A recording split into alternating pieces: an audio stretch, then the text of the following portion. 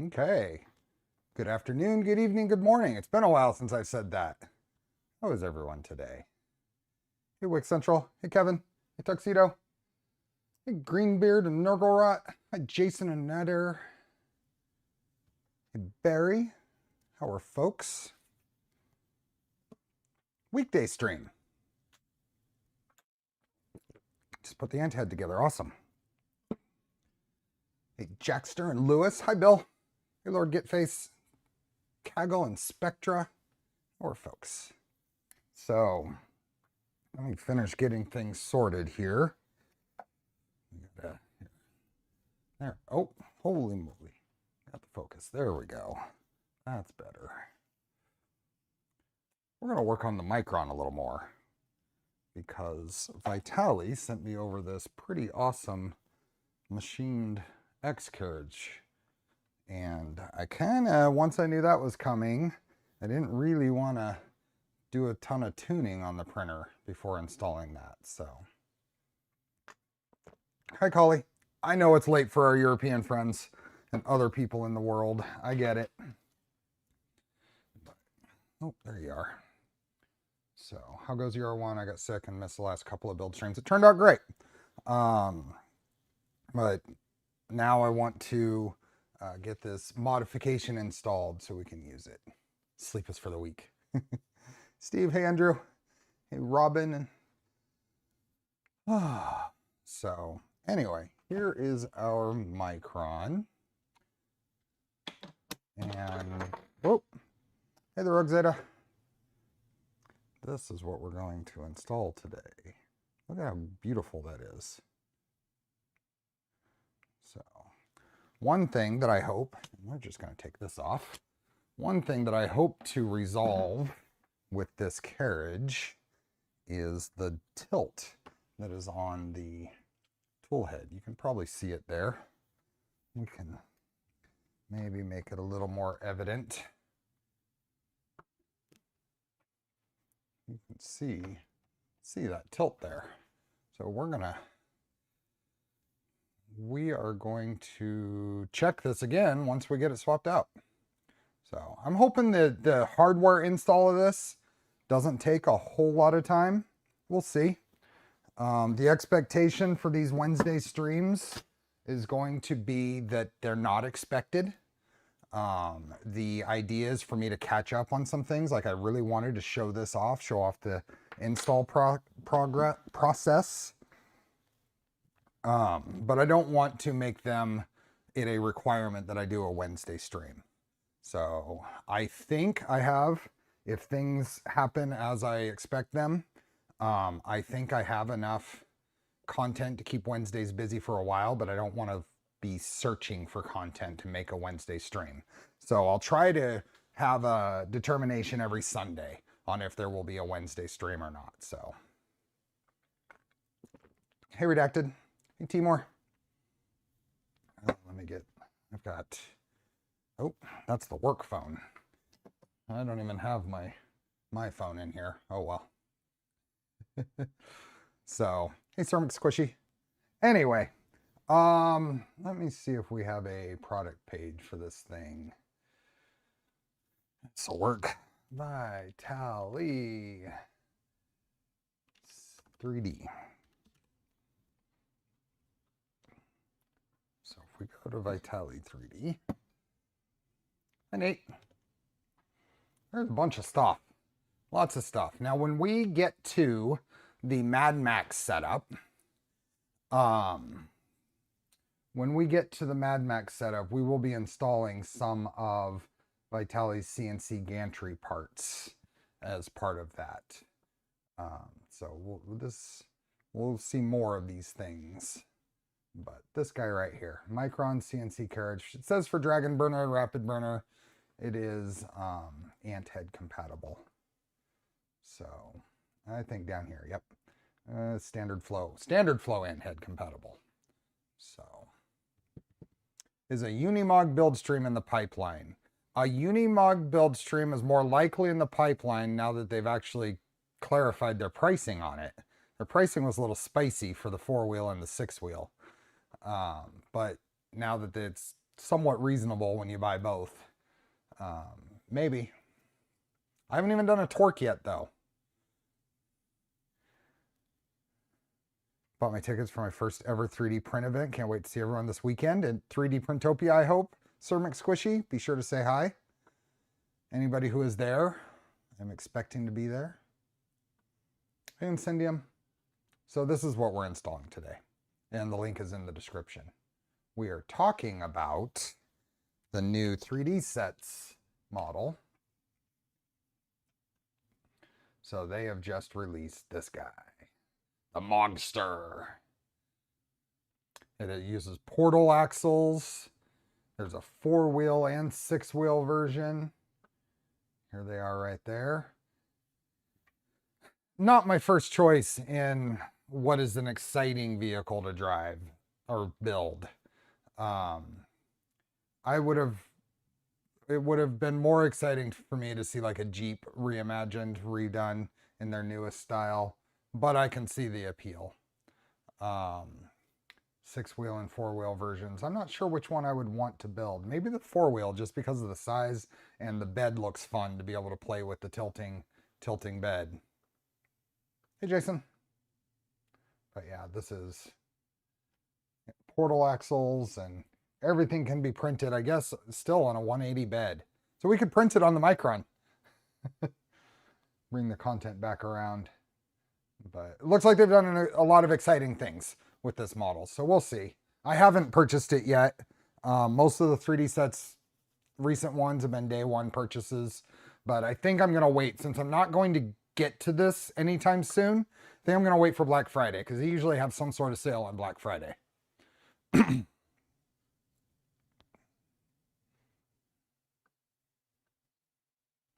So, hey, Wally. Anyway, back to this.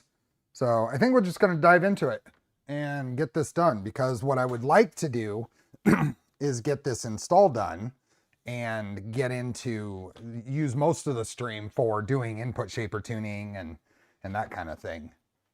So, excuse me. So we're just going to loosen up everything. Just loosen the belts all the way up. Oh yeah, I've got my Vice 2025 shirt. It just got here today, so I figured I'd wear it.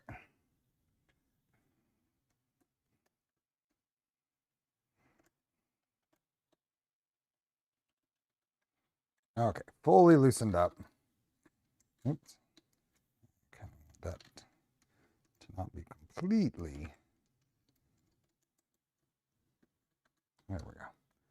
And then I think I can sneak in behind here. Oop. Get to, hey, don't knock it, Nicola.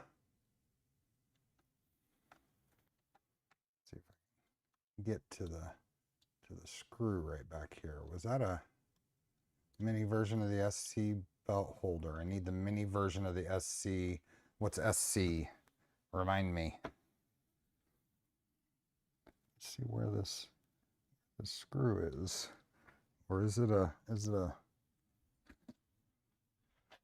where's my glasses? Stealth changer. Mini version of the stealth changer belt holder. I'm not sure what you're referring to.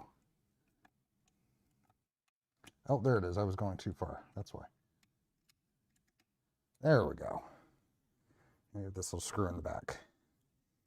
I like the look of this printer too. Stealth changer, yeah. So I am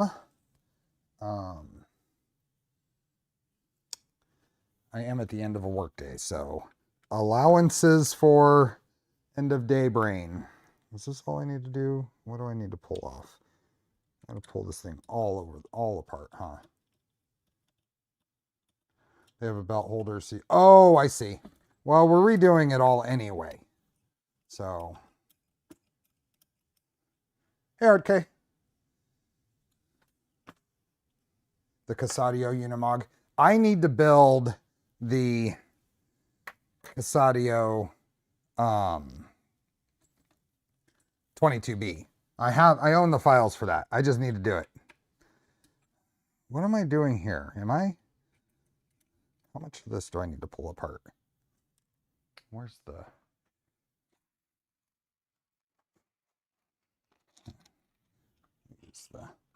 tray is still full of other stuff, but we'll use it for this too.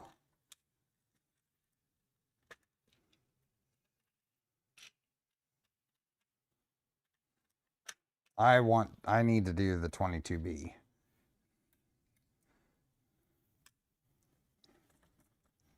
feel like what am I missing as far as the pulling this all apart? Am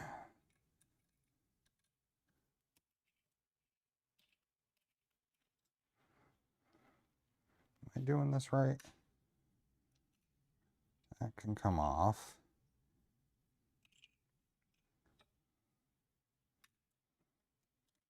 That can come off.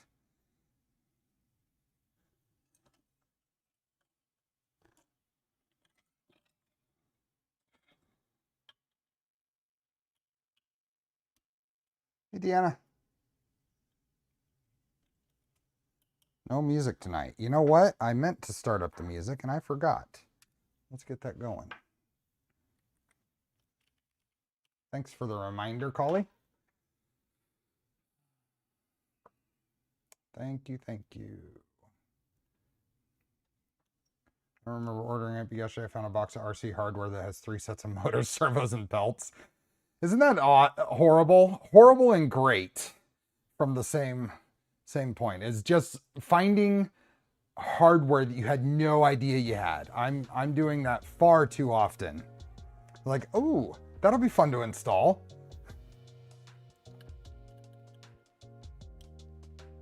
Here, my turtle. I run to UPS to ship an order. See you, Wally. What am I feel like this should be a lot easier than I'm making it. How much of this do I have to pull apart to get this off?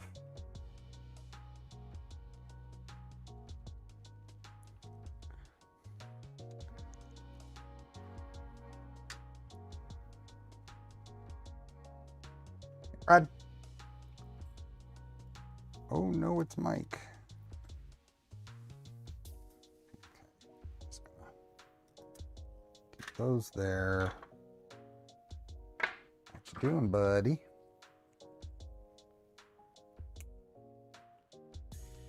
All of it.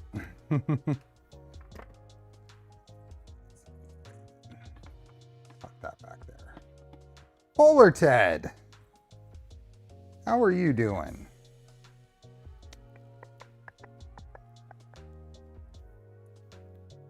This should come off of here, right?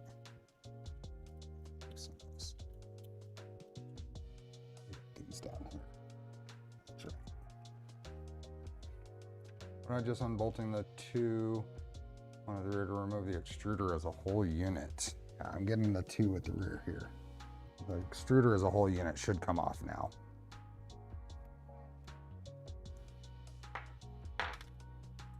I'll have to unclip that. The Revo PZ wire. The rest of this should come off here. What am I missing?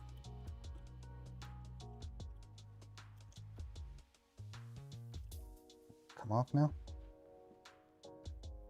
Oh, this wire, this screw is still sitting here. It didn't come out.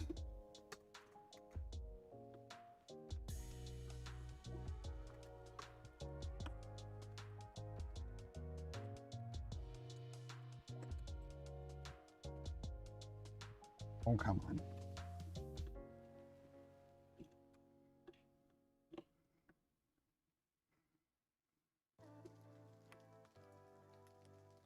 There we go. Oh boy. Just unplug all of these. That can stay.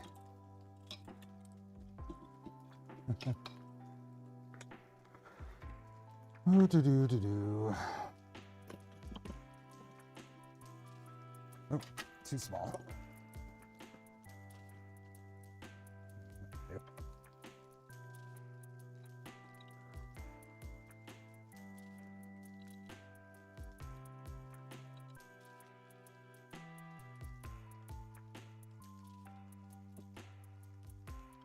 There we go. Now that'll come off.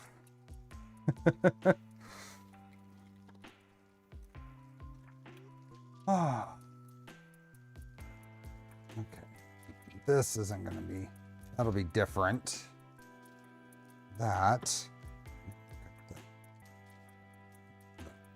The PTFE comes out, then it comes off. Okay.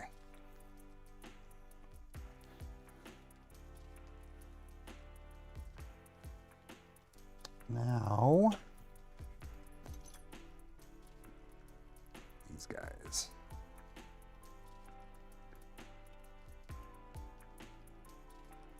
Hey, Brent.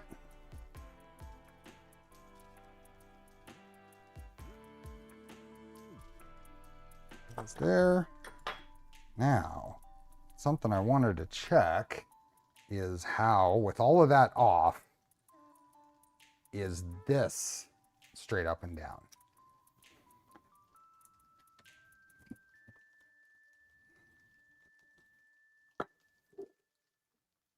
It is not. So that's where the source is. That's where our source of tilt is. See it there. There we are.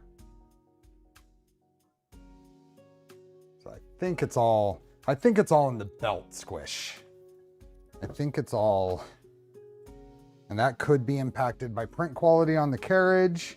It could probably be tweaked with the printed part. I'm not sure what the exact solution is.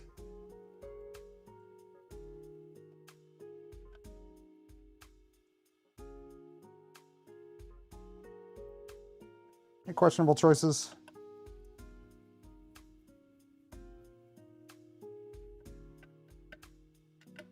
Since the lunch incident.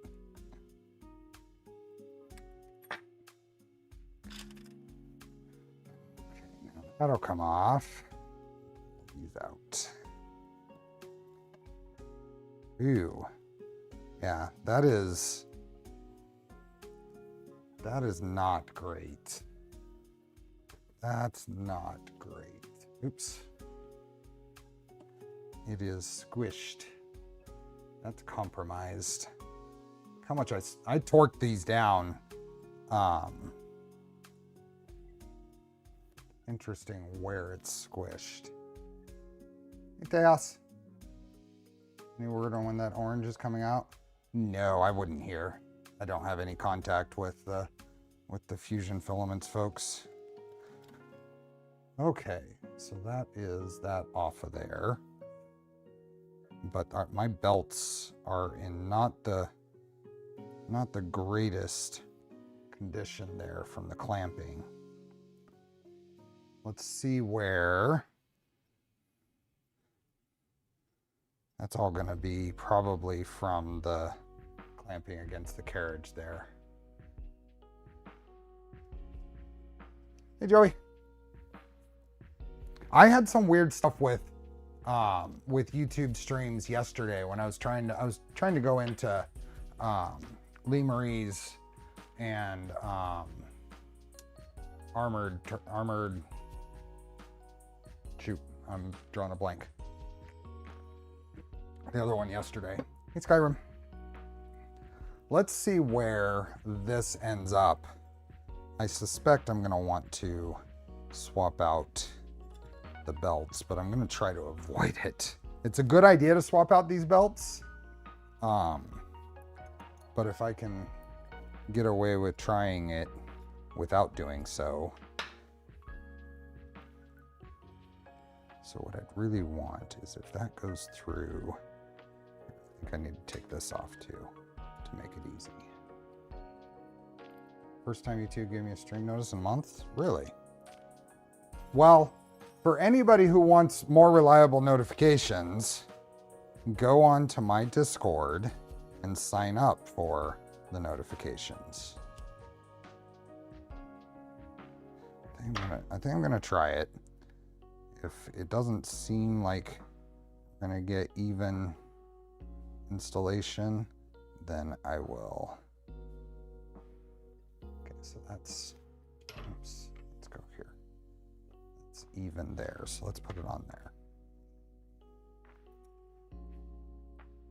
Phil, we are normally on a Wednesday. The intent is to raid over to Phil's stream. So he starts at 7 p.m. my time. It is currently nearly 5 my time. Making sure these are the same length. But I don't think you're streaming today, right? Right, Phil? Those are not the same length yet. Let's see how they look on the other side. Looking okay. Let's pull.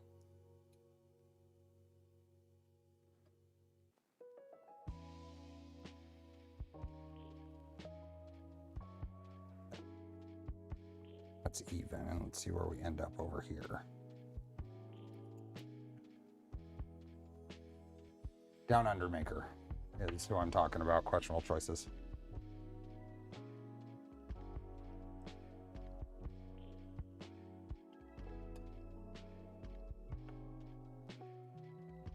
Oh yeah, I think I can get away with pulling the bad belt through. I think I'll be okay.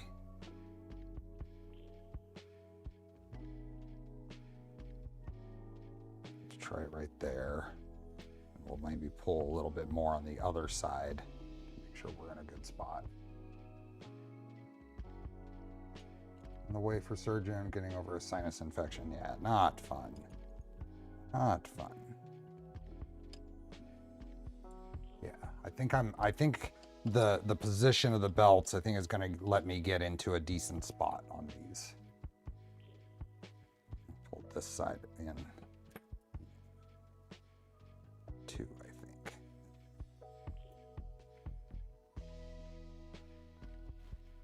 Let's see if that gets up.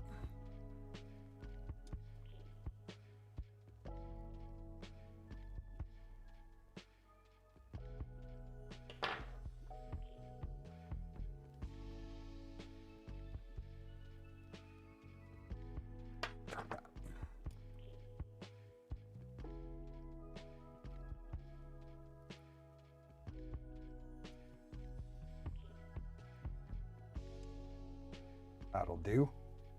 That'll do, I think. GT3 belt. I really didn't want to place it. I don't have to. Okay, now this little piece goes on. But this is all metal to metal to metal. So let me get some Loctite. Yeah, about them.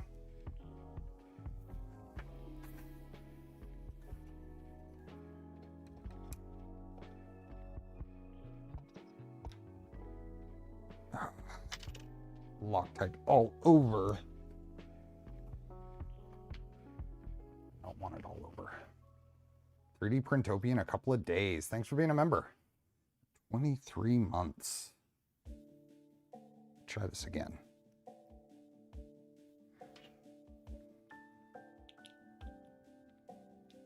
There we go. Okay. Oh, that actually goes on after the carriage goes on. Let's get the carriage on. Also with some Loctite.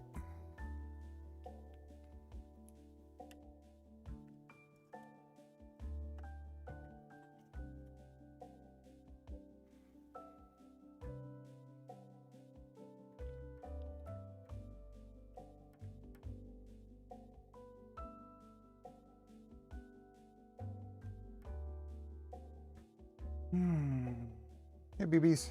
Did I say that already?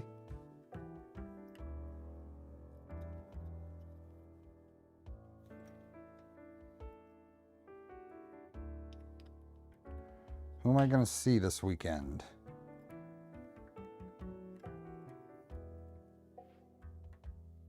Are you going to Vice, Polar Ted?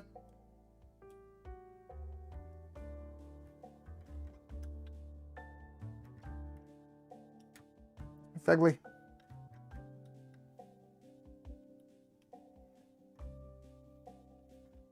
Sweet. That is rigid.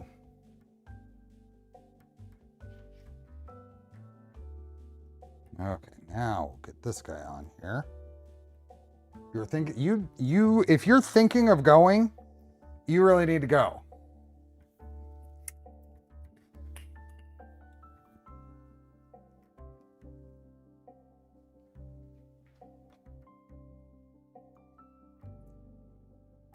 I put it in a little cap since it's anaerobic, is that right? It doesn't dry just sitting out. So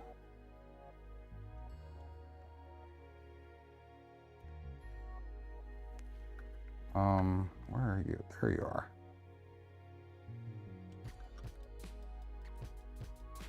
There. Now that's all on. Now what I should have done before I put that on is check the... Ooh, interesting. Interesting. There's a tilt. Although... Oh, double interesting. Oh, well, there's a tilt right now because it's not... That should have been checked before. Now, I'm not going to say that the tilt is due to QGL being off, because I know I checked this in a QGL'd state. But I've gotten too far now to be able to say that's not true. The gantry's not level, and I should have been testing this from the beginning with the gantry level. So I think probably the degree that we've seen here is different, but yeah. I was about to go to bed, but spotted, hey Keith Kuda.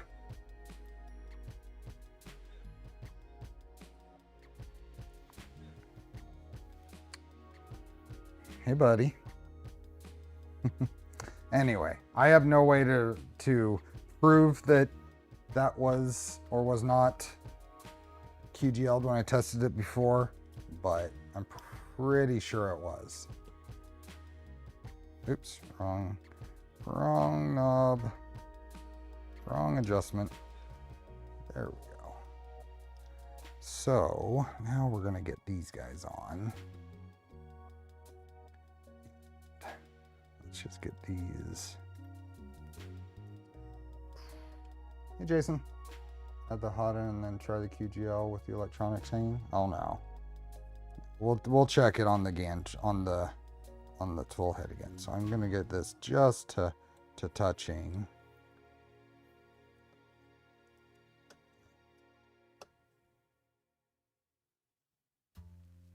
There we go. There we go. We'll do the same thing over here.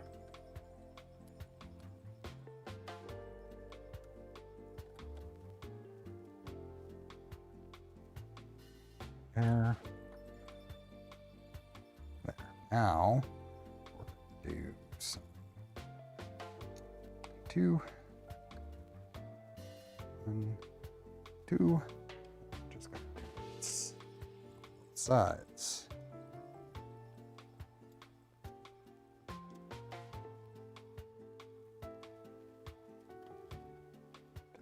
Get this.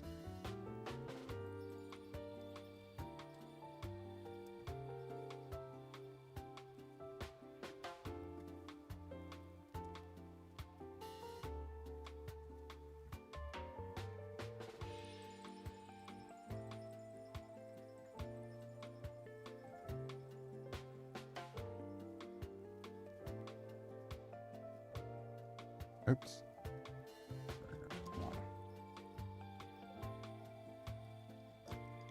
Was it 2? Lost track. Oh well.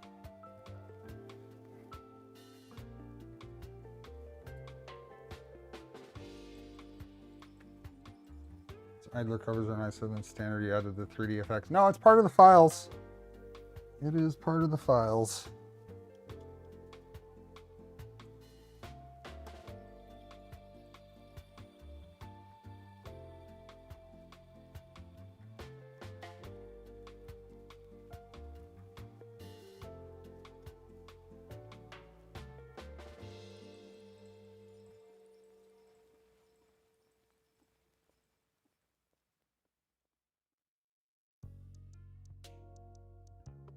Chaos. After researching for a while and thinking either SVF6 or P1S.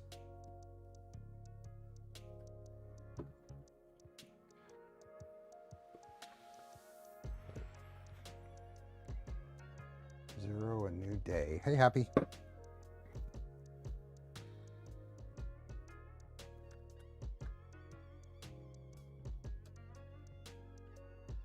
I may have lost track on where I was on these, but we'll try to get that somewhere. It's hitting about the same spot.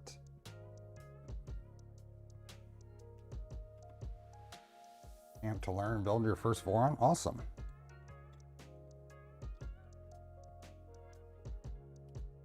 Let's go one more.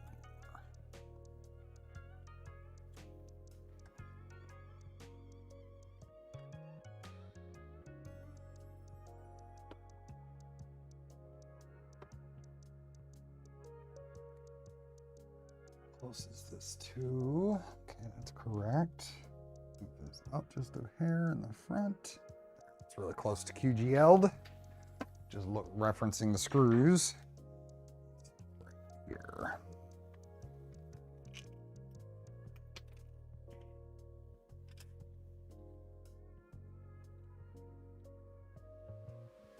.8. I was gonna run a little higher tension than I did on the last one. This one back just a hair.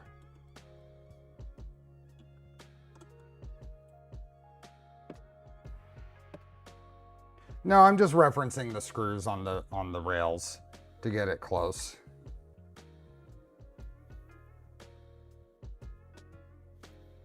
Let's try again.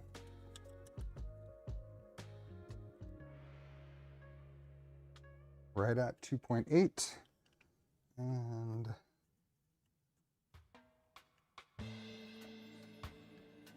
right, maybe just a hair over still. Little tiny adjustment. Again, if you wanted to measure the tilt. Oh, we'll just measure it on the tool head.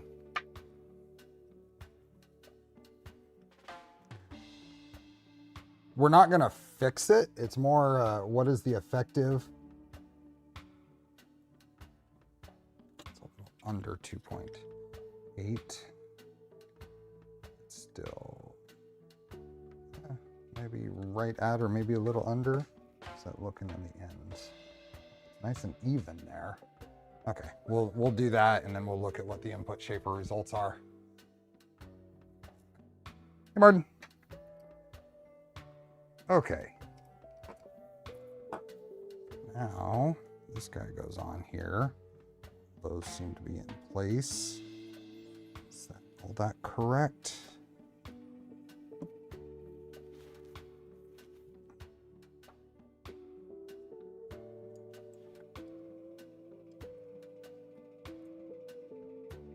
Making sure we don't pinch any wires on here.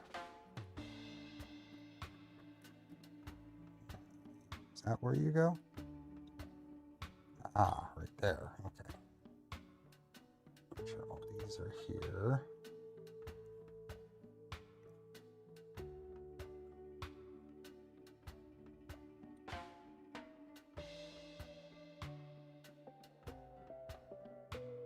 Okay. All those are good. Yep. Snug.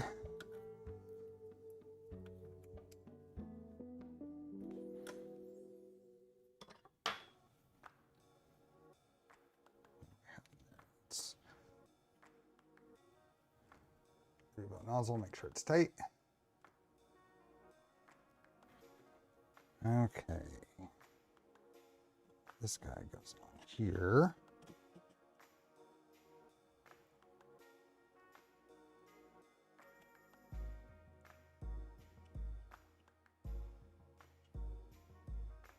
Wires aren't pinched.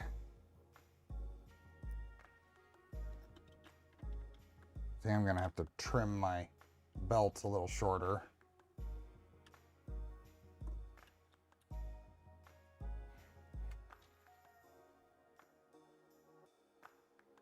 That's okay. If I end up having to replace these belts, I'll just put this belt set on a V0.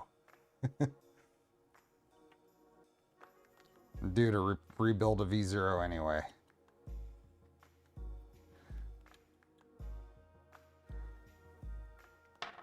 Okay, so that's on there. We could check this to see how, let's see how the, so that's there, that's there. It is very close. Oh, there's still a tilt there. I'll have to investigate that later. I'll have to investigate that. There's still a tilt. That's interesting.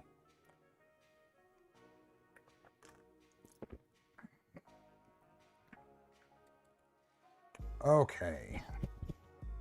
Dude. What's up?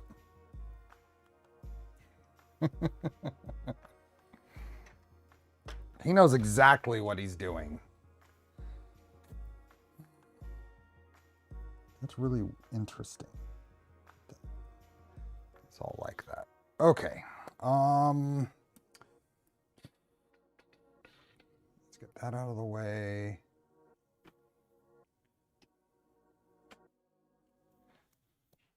Let's try this.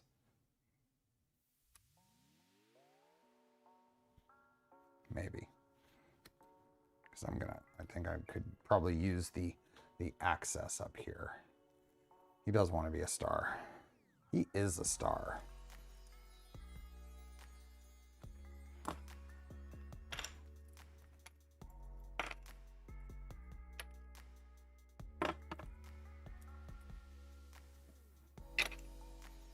Okay. Let's see here.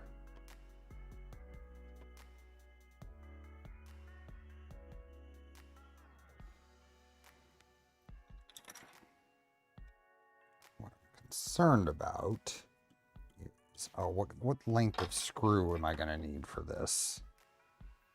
What length of screw?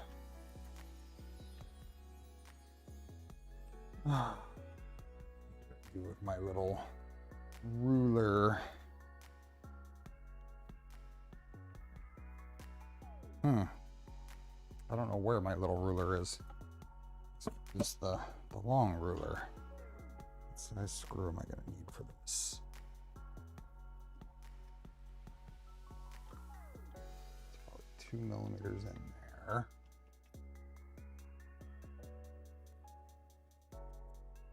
So what? Is that just a 10? Looks like maybe just a 10. What? Is it early treat time? Is that what's going on? Let's do this. Let's do early treats.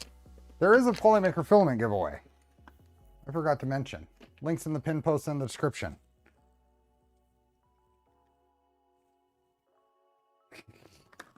Do you want a treat? Oops, it's right here.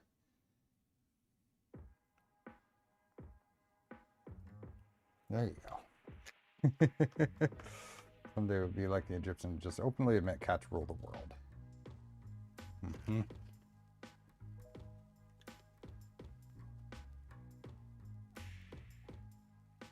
This is why they're here. April's still at work. Xander's locked in his room. Did you check if the bed was level when you were checking the tilt? No. Why would the bed not be level?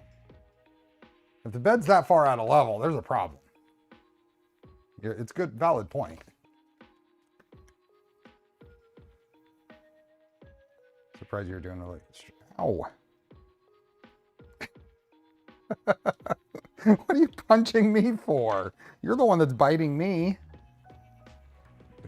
There we go. Okay, back to it. I think a 10mm screw there to put that on.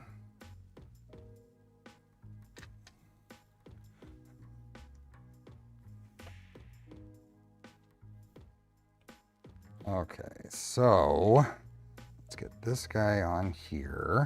Oops. PTFE tube back in. Extra cat fur in the bed mounts. Go. Right in. No, bad me. Feisty. So this is going to go on here.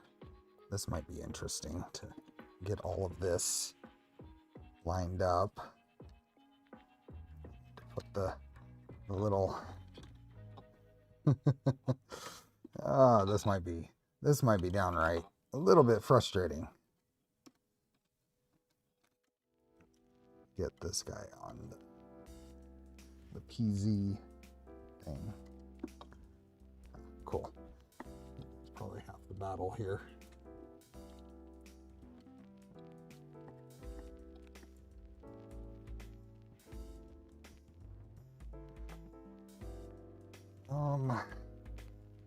Push this wire out of the way.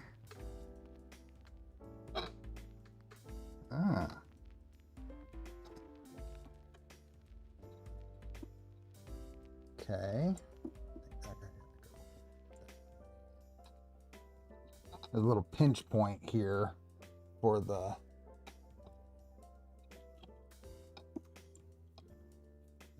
pinch point for a lot of the wires, but particularly for the hot end wires. That's got to go in there. Oh, geez. This is going to be fiddly. Hey, Sean. Is there a Micron Quad XY setup? I don't know. I don't know. Probably. This is going to be fiddly.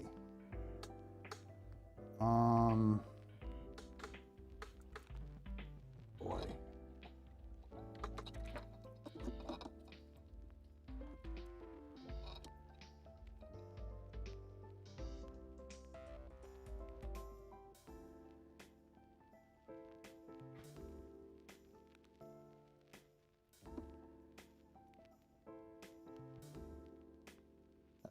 Goes on there. This guy, I'm just trying to make sure I don't pinch any wires, but the problem is right here, the hot end wires right here. There isn't really a great, this has got to go off to the side, I think. Down there, which means this can probably go on top of that. There. This needs to go down through here. Down there. Should slot down over the rear screw and install that before you lose access. All of this comes over here. Now the other problem is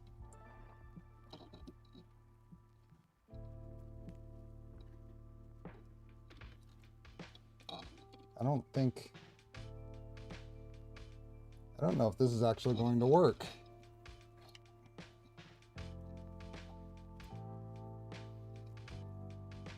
It is not actually going to work. It's not going to work. So that's what's going on. So what is happening? Let me just pull this all off of here. What is happening is I need spots here for wires. This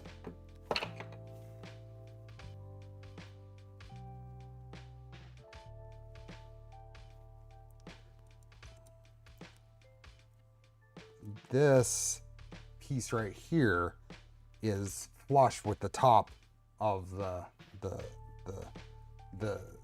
piece here, the main body, which and this surface here, come on, come on, this camera.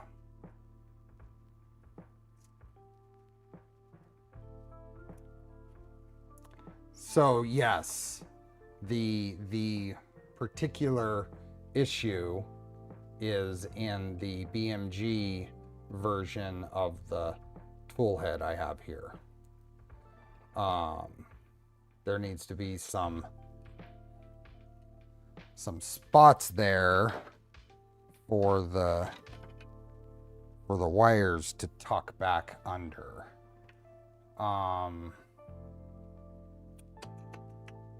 Slots for the BMG version. Let me open up Fusion and see what we can come up with. I mean, what else are we gonna do, right? Let's see if we can fix this live.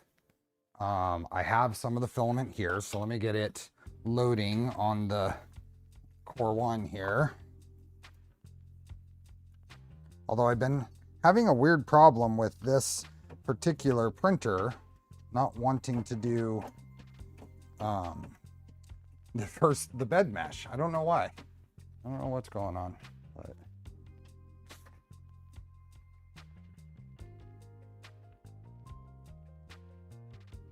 carve my own channels. No, because when I put this together, I really want to leave it and have it right. I don't want what happened the first time to happen this time. Constantly being in a state of things not quite being right, so not using it. Things weren't quite right because I was trying other things. I was trying boop. I was trying very early R1 changes, and I don't want to get caught up in that. So when I put this together, I want it to be right. So carving some slots may be functional, but not quite right. I'm just getting some filament in here, so it can be ready to go. If this is what we spend the Wednesday doing, then that's fine, right? It's because of my choice of parts. What's this one using for zero probe? The Revo PZ. The Revo PZ. So let's put this out of the way. And I'm going to update later. This is a plastic parts issue. There is a the G2 version of this tool head apparently has wire channels there. The BMG version does not. So I'm gonna go back to here. Give me a second to get things up and ready.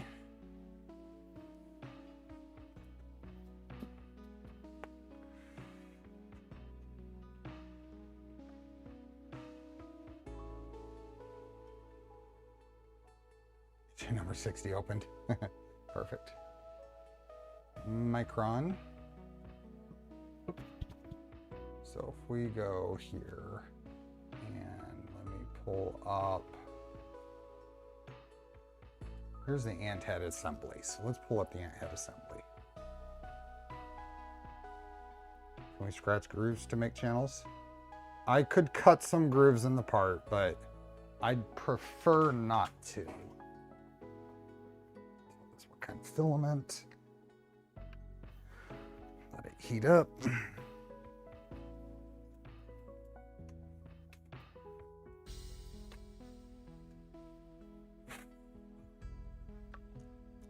So this is the G2 version. I wanted to look in here and see what we got.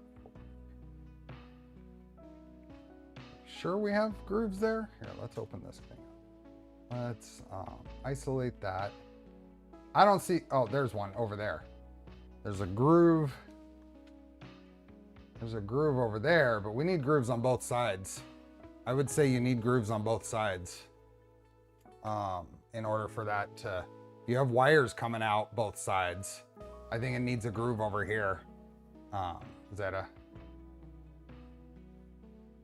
This groove will take care of the hot end and the filament sensor, but I think we need grooves on both sides. Can you do that? Is there anything in the way? Yeah, should be able to.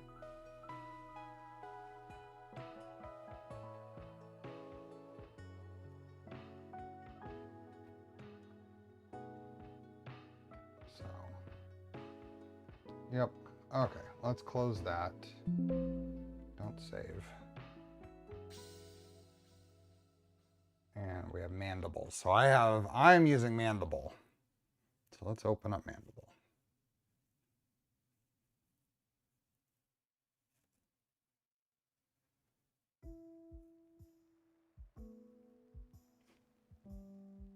Oh, Core 1 MMU3 is iffy, yeah.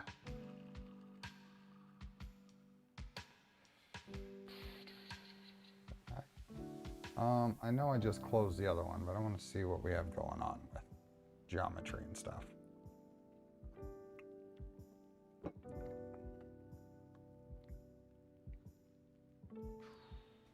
Swatch G2, isolate that. I was trying to figure this out earlier with Bill, but what is the advantage, disadvantage of having a filament sensor on both sides of the extruder? In a multiplexer or an auto feed, whatever, you can tell whether your filament actually reached the hot end. I want to see how deep. That goes quite deep. We do info here to here. Oh, that's an angled piece. Let's see about how deep this groove is. About 2 millimeters, 2.7 millimeters. Okay, so basically what I'm seeing here is go pretty much as deep as I can get away with. Away from there. What is it? Oh, that's a support. That's a built-in support. I see.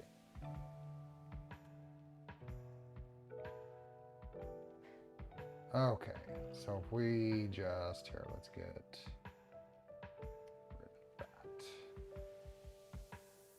rid of that.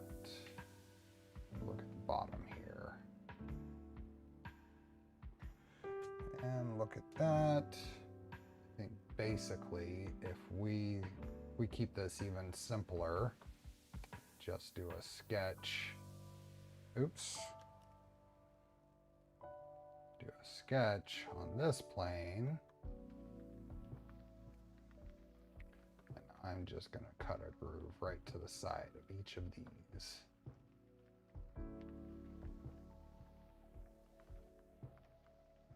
I just want a center line, and then we're going to go, since there's a chamfer here I don't want to deal with, we're going to project, P for project these. Okay, and then we'll do here to here. And I'm worried about that. How are we going to deal with that? Maybe we do a different approach here. I'm going to do a different approach. We're going to undo all this. We're going to put our sketch on this back plane. If you double click the middle button on your mouse, it'll bring things into the fit the screen. Let's get rid of, what is this guy? Tool headboard mount. Let's get rid of that. And let's get rid of the stepper. Actually, nope. Stepper, just get it out of the way. PCB mount. Okay.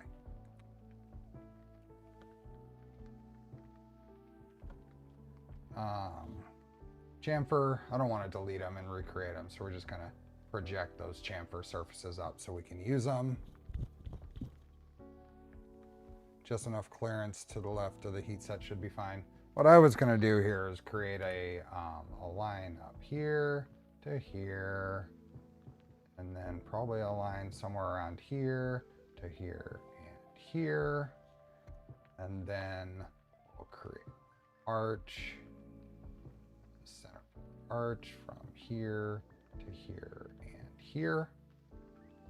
Coincidence, these two. And I want this diameter from here to, let's just say there, to be at least a few layers. So we'll go 1.2 walls. So that'll give us 3 walls there for the heat set to anchor into. And then what else do we have in, I don't think we really have anything in the way here. I'm gonna take this front body and hide it just so I can see what's around here. We've got the opening for the gear over here. So this is going to be all the wires on this side. So if I look at just looking at the part, if I'm looking at the part here, if we had 6 millimeters of width, probably good. So let's do a dimension from here to here, 6 millimeters, and it's 3 meters deep. That'll be a channel for everything to go through. I think 3 millimeters will be enough. We could go 3.5. And then we'll just create a simple, actually, let's go around to the other side on this one, and let's just project this, which kind of dictates our clearance over here, right? So if I do a line here now, between here, here, here, here, create a little, actually, yeah, those will be fine. How long is that? It's only 3 millimeters. Let's get a little more fancy then. Delete that. Put a line here, here. And then let's create a little arc, a little center point arc. From here to here and here. Coincidence, these two, and then we'll do the same thing. I want 3 walls, at least 3 walls there between those spots. 1.2 will give us 3 walls. And then we can make this 3.5 inches thick as well. And this 6 millimeters wide. Okay, those are our 2 channels that we're going to create on here. So finish that. And oh, let's go back to this sketch. What is this one? Must have accidentally created some dummy sketch there. Oh, never mind. Never mind. Can't do anything with that. Let's extrude those. And I think I'm just going to take those all the way through. So distance to object here. Now we've got some wire channels. All right. Let's do a little bit of fillets.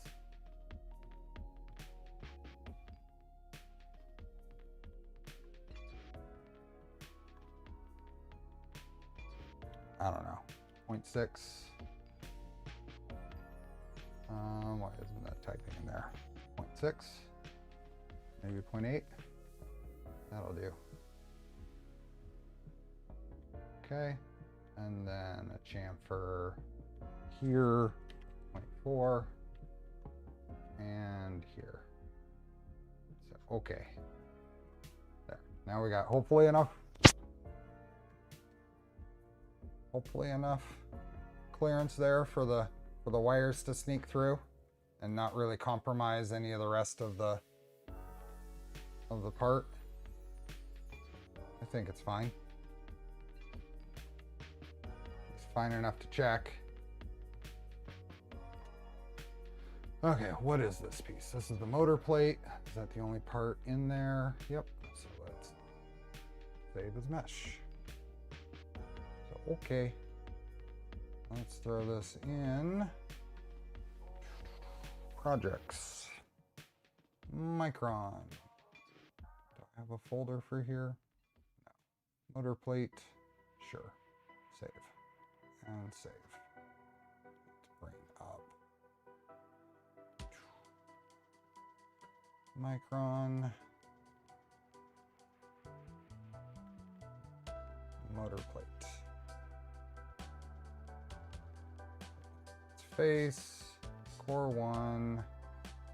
Ooh, I think I was using the Polymaker profile I'd set up, but I've messed with that one. I'll go with the KVP profile. And slice. That was good. That would make me days to maybe even weeks since I wouldn't know what I'm doing. Rev 2, yeah. So we've got a 23-minute print, which actually, unfortunately, works out to about an hour because of preheat time. Maybe it's not fully an hour, but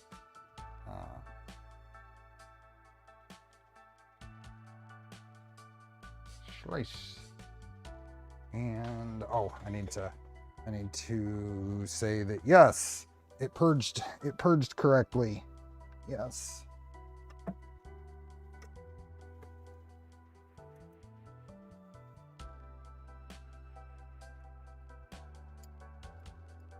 Okay, send the print.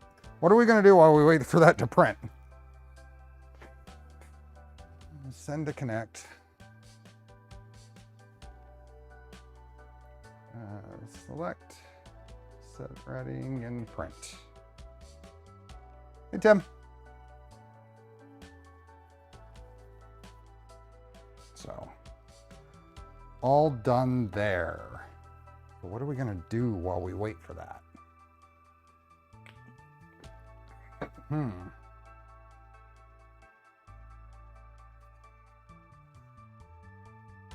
You learned 2 useful things? Awesome.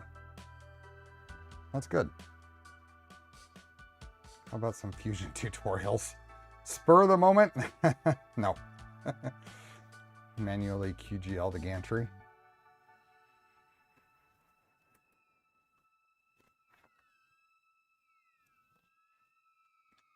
I did manually QGL the gantry.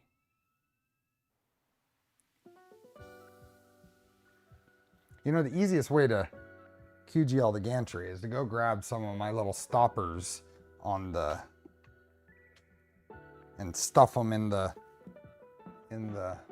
rail holes, running around No Man's Sky and printing a different MMU3 buffer. Which one are you trying now, Nogarat?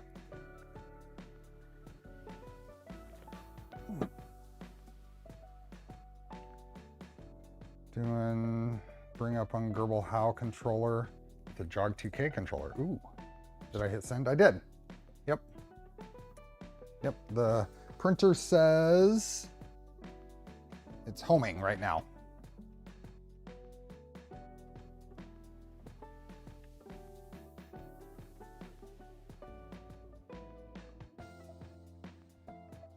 You could use 4, 1, 2, 3 blocks placed upright in each corner of the gantry. I could. I could probably get a good enough thing with just 2 1, 2, 3 blocks, because 1, 2, 3 blocks are nice and wide, and could set them right here. Push this down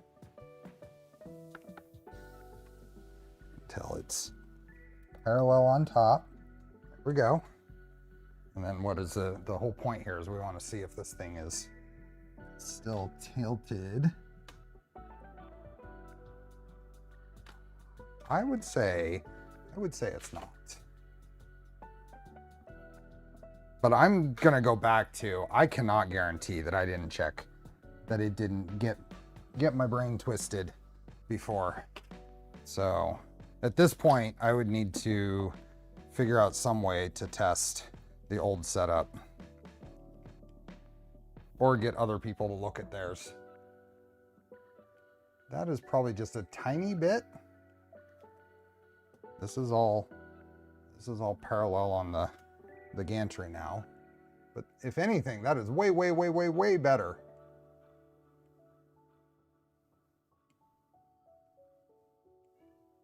That could be right on.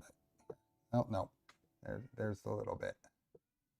But then I mean, to that degree, how is the print, right? It looks very good. Is this the Phoenix? This is the 1515 Phoenix. This is the 1515 Phoenix. And that's the 2020 Phoenix. And that's the 3030 Phoenix.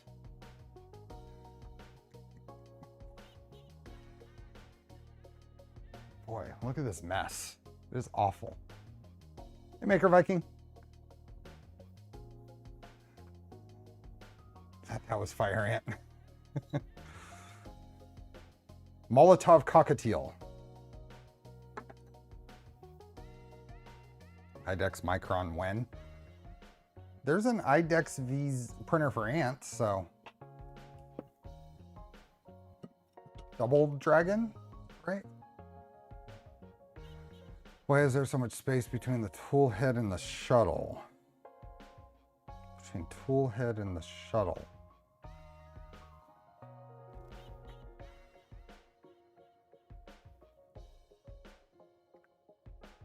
Hey, Leo.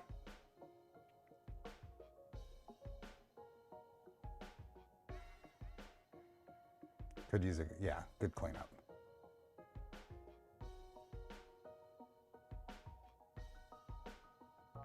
You had the side angle showing the tilt. Oh, because none of the other stuff is on. That's not the whole tool head.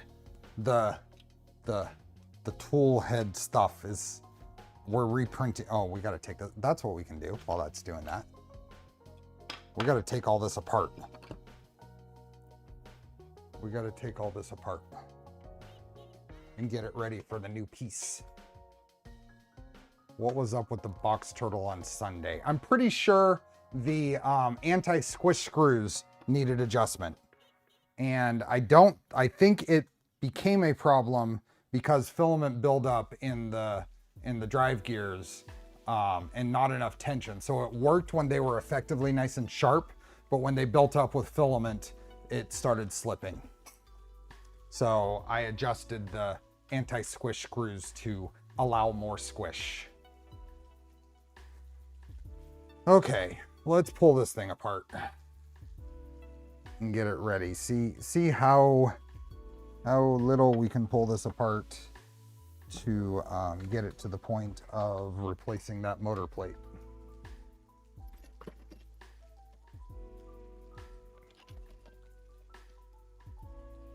Where is... Huh. I'm looking for my little ball end. Oh, there it is. Right in my hand. I have to check mine for the same problem on lane 2. Yeah. So we'll have to pull this off.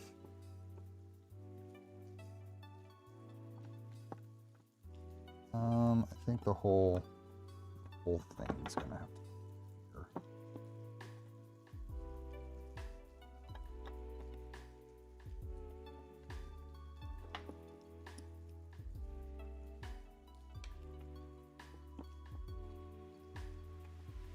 Can't get the filament to reach the hub? Huh.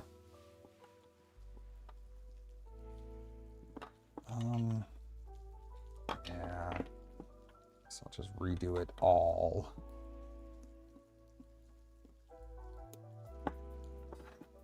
Use these zip ties as well.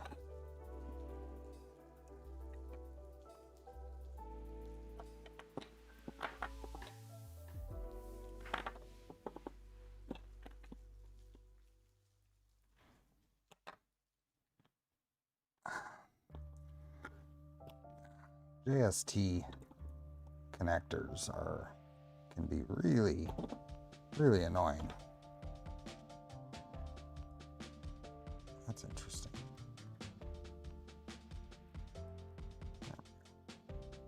little better view of my little PZ board adapter. SIG 101, thanks for becoming a member.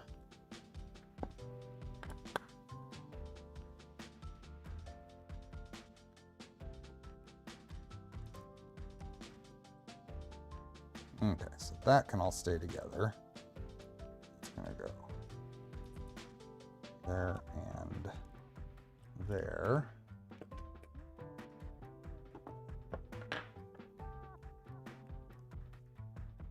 Those need to be tightened. Yeah, those didn't stay very tight.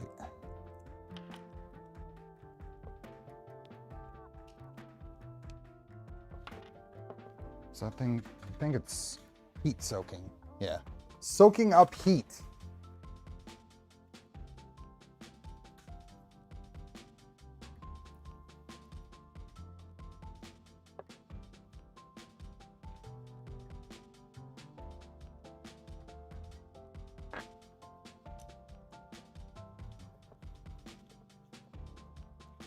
To watch this weekend stream, I was busy getting ready to have my mother as a roommate. Oh, fun. This weekend stream was frustrating for me, mostly because I don't like not dealing with, but I want to enjoy the build. And I just want to say about this weekend stream is that Terrence and I have chatted, and I really appreciate them receiving feedback well. So that's what I take away from it, is they are receiving the feedback well and acting on it. So. The extruder gear, could be extruder gear slipping.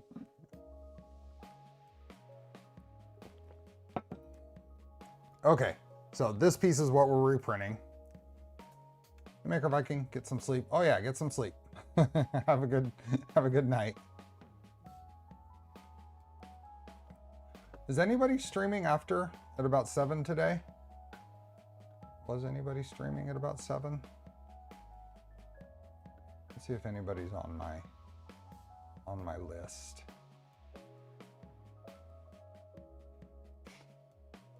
Got the Jerry show. When is that? That's not today, right?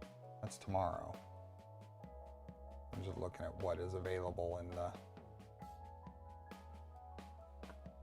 No, nothing's available on the redirect page. So we have one heat set and one bearing to put in the new part.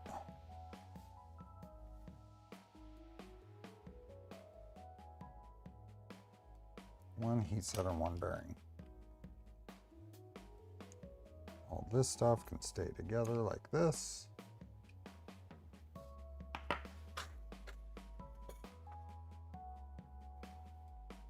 What does this say? Absorbing heat. 29%.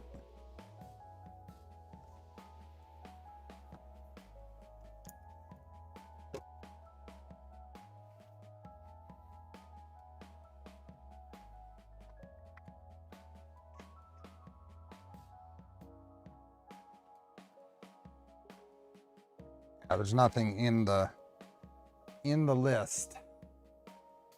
That's okay. What do you guys want to know about? Let's do just hang out and chat. Got events coming up. I'm really excited. Cats are doing good. There's Felix sleeping. How long will the print take? 20 minutes. 23 minutes or something. Yeah, 23 minutes. So if this absorbs and gets to 6, that'll give us enough time to get this going. I'll be there Friday, Poity. I'll be there Friday afternoon. So I'll be there in time to hang out for a few minutes, and then I volunteer. I volunteer for the 3D Printopia every year. So I've got a shift at 6. I've got a shift there at 6 to do. Why is Korean fried chicken so good? I don't know. I don't know if I've actually had Korean fried chicken, or at least not regularly or enough. What are your favorite fastener sources? The most common is Amazon, but Bolt Depot here in the US and Bolt Depot and McMaster-Carr. But I just got in, just today, I got in a bag of an order of LDO nickel plated stuff from West 3D. I'm using a washer to stiffen the frame. Did you use it in this Micron? I'm a big proponent of using washers in the frame for during assembly. I don't know if I did it on this. It works really well in 2020 extrusions. Did I do it on this one? No. I don't if it's not gonna, if the washer isn't gonna fit. Yellow is nice hardware. It's awesome orange. It is, isn't it? Fried chicken, the difference. Oscar is around somewhere. Oscar's around somewhere. He's probably exploring.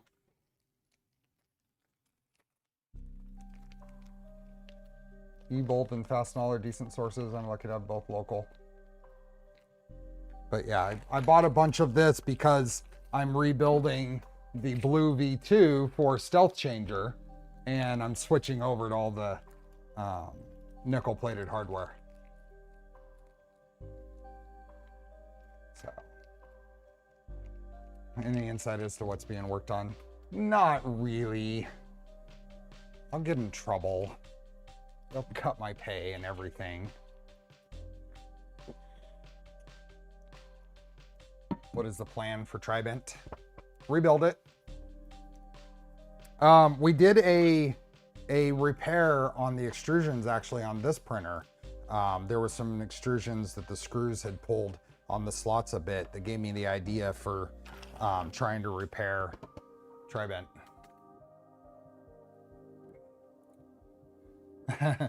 Jared, thank you. I also have a fresh roll I got coming from Bill. Probably when I see Bill, maybe when I see Bill in 2 weeks, 2.5 weeks, I'll get that.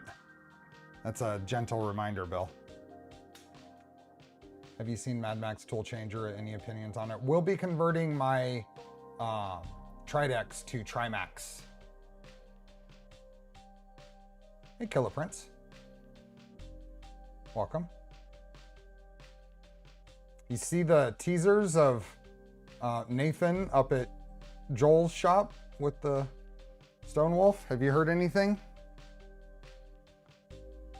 The filament, Bill. I certainly don't want your pay to be docked. I know. I don't either. It's really hard to cut zero. Past 2 weeks at work have been a blur, long couple of weeks, finally getting a bit of a break, so I'll get that out. Awesome. I did see the pictures, super jealous. I know. Have you heard anything?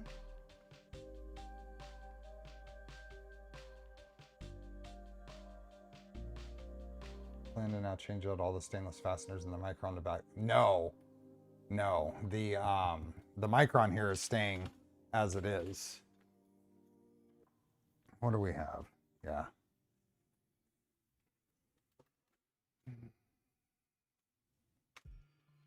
Haven't heard anything.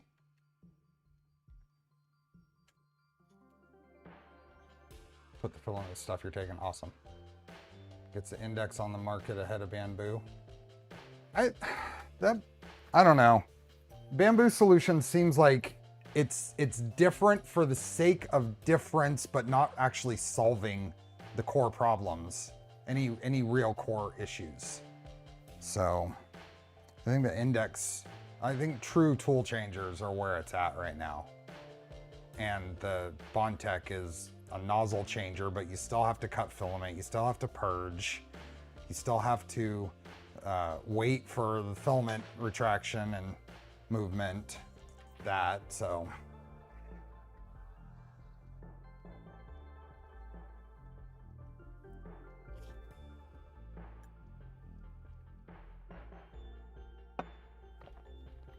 Tell the organizer at 3DP to stop picking the last weekend of September.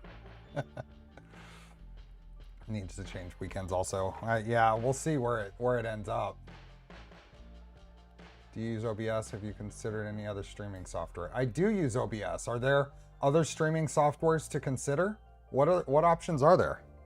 I've not considered it, but this works pretty well for me. I mean, I like my camera setup. Good question, Counter Potato. It's been a long time since I've done a weekday stream. I think my what I had said is we do the giveaways at 7 p.m. my time, which is in a little over an hour.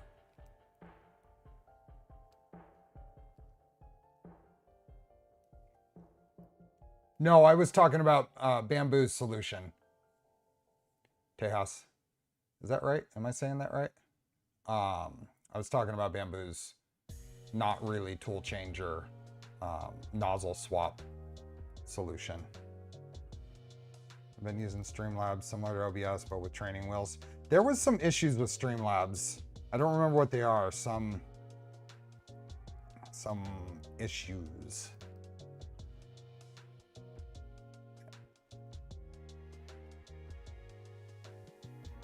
Just picked up a Prusa Mini Plus from Facebook for 60 bucks. Nice. So Joshua, I just did a stream on rebuilding my Prusa Mini. It would probably be a good watch because we went over some things to properly line it up. For the first drink Saturday night. It's on me fun. Thank you, Andrew. Appreciate the super chat.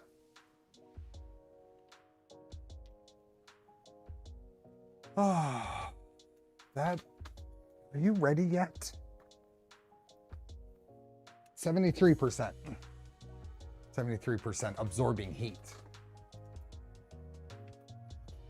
You use OBS with EV Mux. What is EV Mux? EV Mux.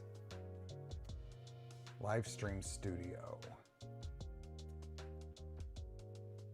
And Prism Live Studio are two free ones. You know, I tried the mobile Prism Live. I did that at Murph. I'm not sure I'm really thrilled with many of the mobile solutions. I wish I could find I wish I'd take the time to figure out a good mobile solution. Best way to live stream or records EV Mux. Oh, still waiting for variable nozzle diameter.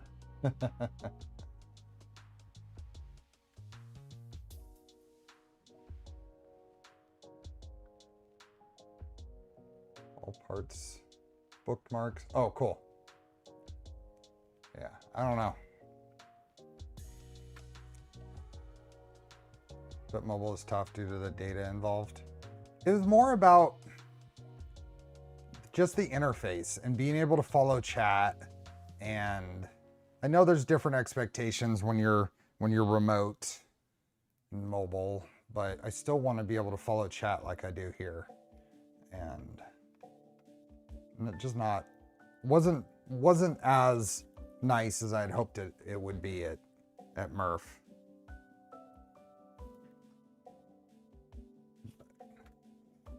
Should be 83.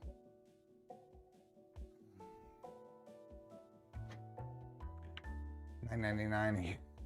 Thank you, Andrew. But mobile is tough due to the data is definitely an issue, especially with saturation in many of these events.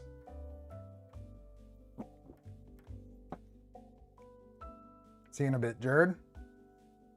Need an option for chat like Zach. An opti, what? An opti, oh, yes.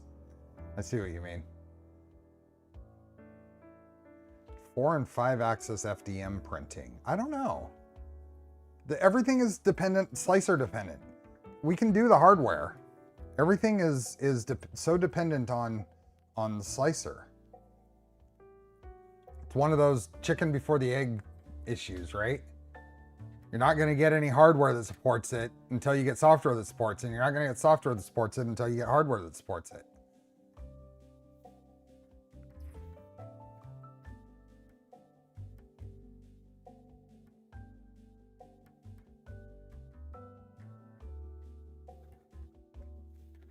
Let's see. Oh, let me put this stuff away. This is just...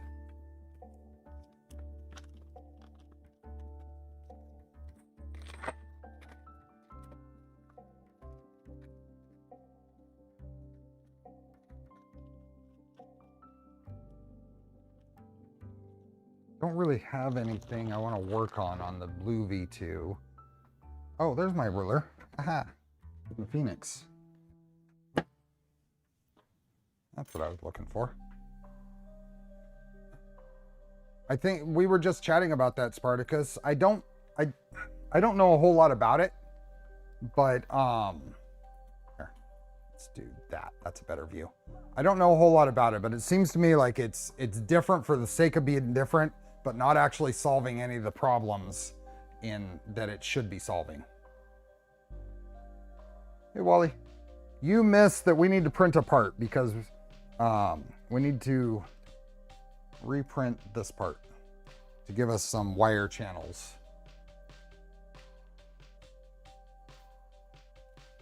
And do you smell fresh shirt? See? There we go. New shirt.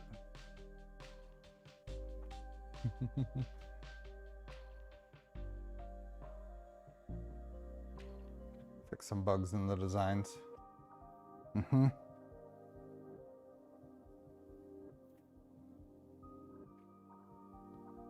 I don't want to pinch my wires. The solution is different because they are leveraging their ecosystem where AMS is a keystone.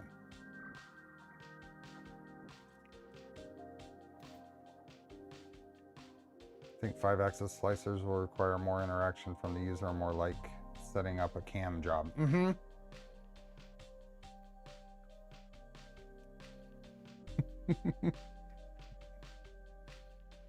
are so frantic.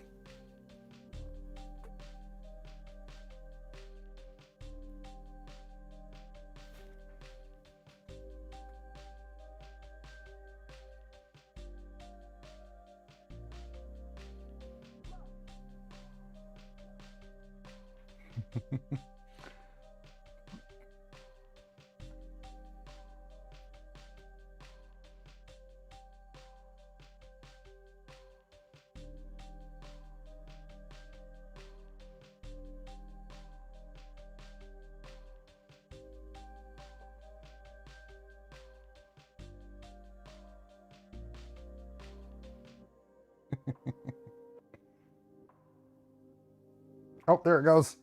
It told me. I mean, it's meshing. Let's see what it. I was getting a failure on this.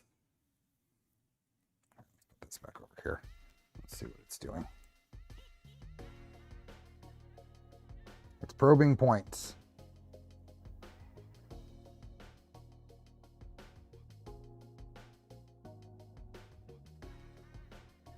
Why is it doing? Okay, it's going to start printing. So 23 minutes from now, we'll have a part. The AMS2 on Bamboo moves filament faster, so not too much time, but will still never be faster than a tool changer. But it's the purge too. They're still cutting and purging. They're still cutting and purging. So, grab a coffee or beer. We'll just be entertained by this guy. Like this guy. Is anybody going to be at Formnext in Germany? It still has to purge. If it's going to cut, it has to purge, right? Well, I guess it's not changing colors. I don't know. I'm generally not excited about anything that Bamboo is doing. So because I'm not going to own one. Cutting and purging is still better than binging and purging. It is actively printing now. We have a 22 minutes remaining. And it's looking like it's laying down a good first layer. So.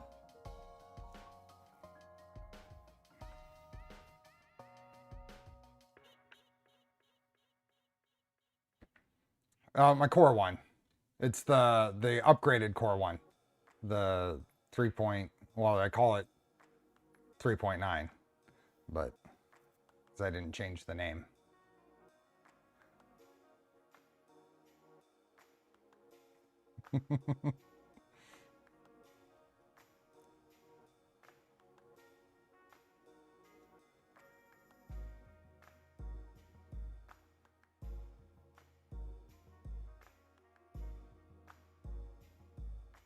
He is a busybody. He wants more treats.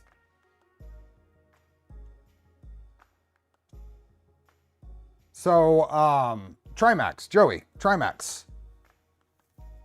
What do I need to, let's see, do I have the carriages I printed? I printed a X carriage. I don't know where did I put those? I was playing around with prints. Has there been any development that I need to be up to speed on? I don't see them. I don't know where I put them. I test printed some PPACF carriages.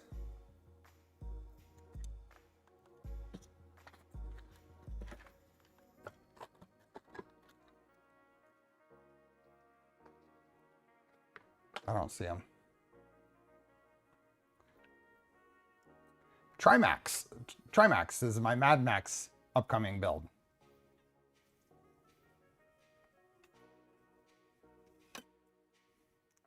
Be Trimax.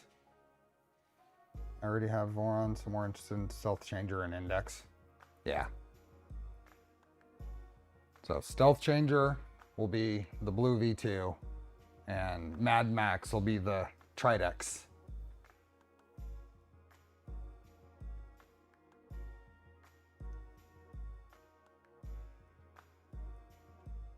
What's your next build, Killer Prince?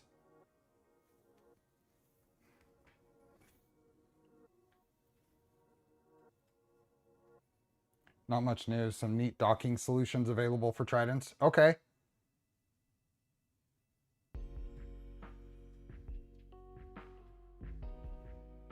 I'm planning on A4T. A4T for... Here, let's go out here. Zeroncho Mad Max. Need to finish the Prusa wire in V0.2 for the 3D Ultra Apple. Oh, okay. Here, let's look at this while we wait the 20 minutes. Oh. How's the Prusa wire going? Tool changer, maybe? What kind of tool changer? I'd still want to build an antithesis. I want to build an antithesis. I know you said tool changer, and I don't know why I said antithesis, but I still want to build one. Here's Mad Max. For anybody who might not be aware, this is a... oh, well, zoom in. There we go.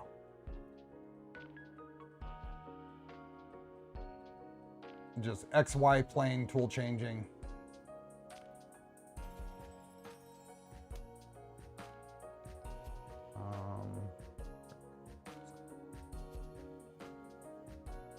Kids at school back for a few. Welcome back. ProForge 4. I just got a second antithesis. We should work something out. I need to get parts for an antithesis. I either need to make them or procure them.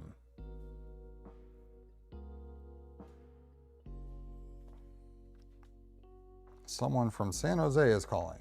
Nope.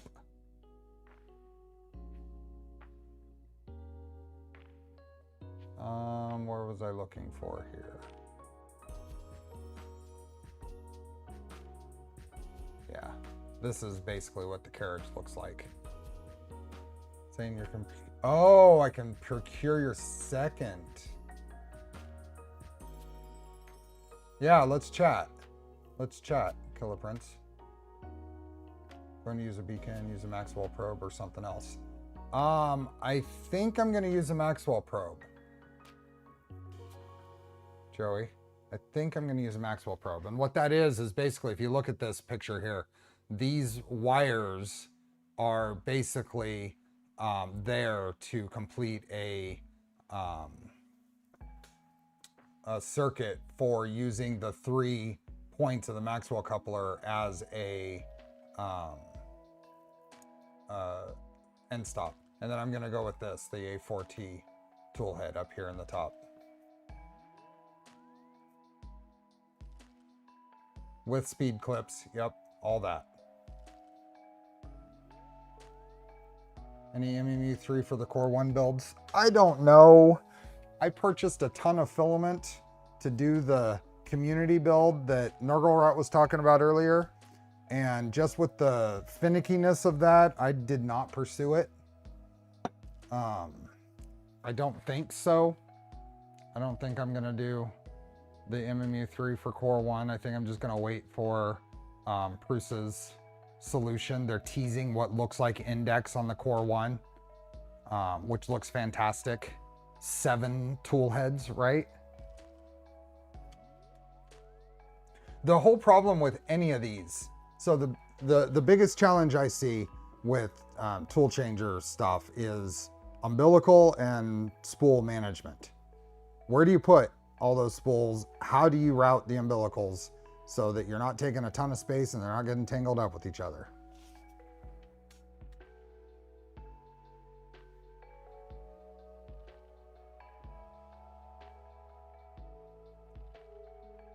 About to pull the trigger and start building your rat rig for index. Nice, or IDEX.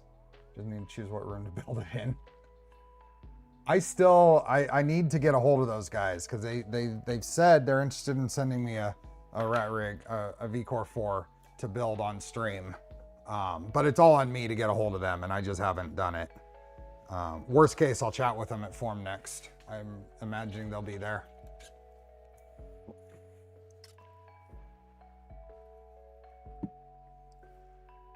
I have a whole extra MMU3 system that I could put on a Core 1, but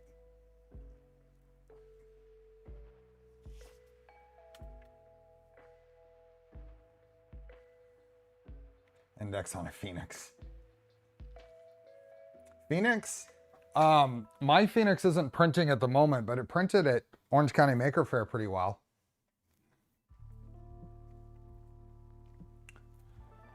The new setup with the 6-stepper gantry seems to be pretty good. Let me see if I can find, what is this? And there we go. 3D printing? No, that's someone else's channel. Where is, is this it? There it is. So it's a fixed tool head moving bed printer. Been told some of my beta gear will be out of embargo for next week's stream. Ooh, nice. It did not, Vasily, that print did not finish. We were trying to get it printed. We were printing a big vase. Here, let me bring up a video while we wait for that. Who did I send that to? I sent, we'll put it here. So let's see. Give me a moment, give me a moment. Let's find, I've got a video of it printing.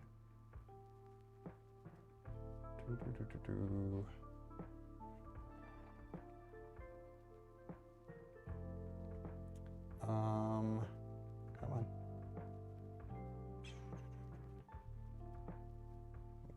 What? Posted that here. Maybe I didn't.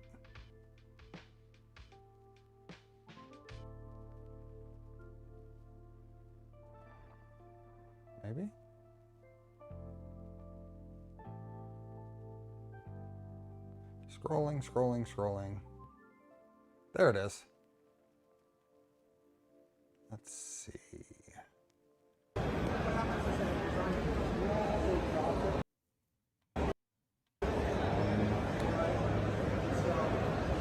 That is probably really loud. I apologize.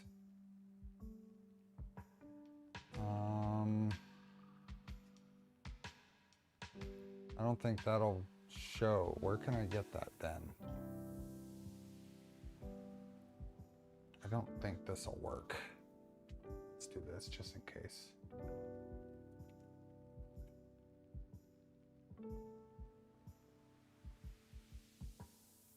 Continue in browser. Nope, that won't work. Darn it. I don't know how to show that. It's not too loud. Any chance Phoenix releases soon? Maybe I can do that. Save it. Save it locally.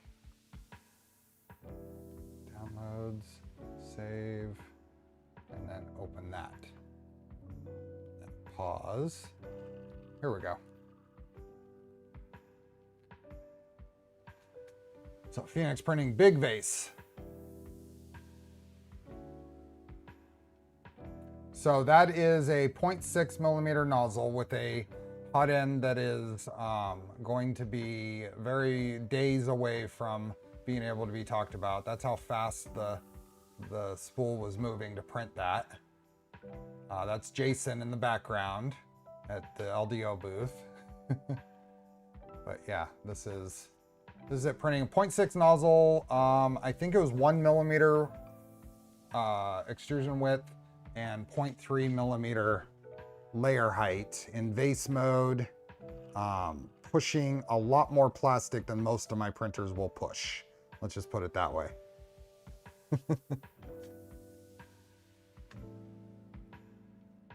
But yeah, that moves pretty good.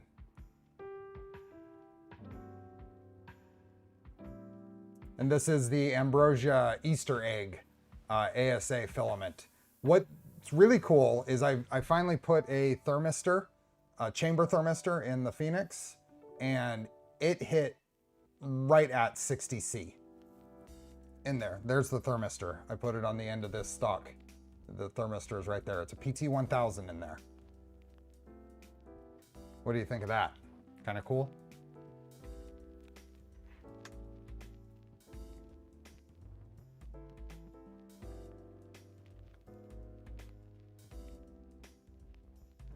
Box turtle on a VZ-Bot now works great. Total hookup too. Swap while printing on the active print head. Cool. That was way north of 40 cubic millimeters per second.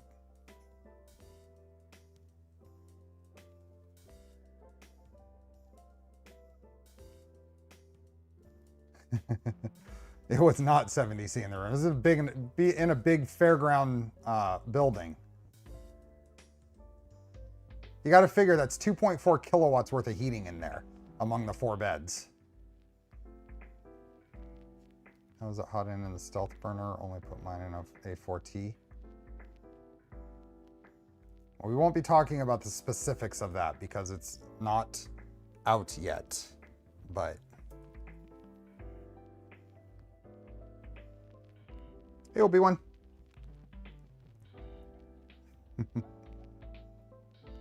Hey, Clownhammer. But how long does it take to heat up? I didn't actually time it. I mean, it's we got things going and the too distracted with the show to get real data, but chance of Phoenix designs flowing down to 2.4. Some of it, I'm sure, Killer Prince. Anybody that's going to be at Vice, I'm taking this printer to Vice. The Phoenix is going to Vice, so you'll see all the stuff. The big problem we're having right now is the umbilicals getting down in the way of the gantry when it homes. So that's been a problem for a long time, but it was a frustrating problem at the show, having to babysit it to keep things out of the way. What do you got? 8 minutes left. 8 minutes and it'll be done. Hopefully it's printed well enough. Just throwing that profile at it. Vice is in Portland, Oregon. Let's see. Is this? No, you can see it there in the bottom corner. Portland vise.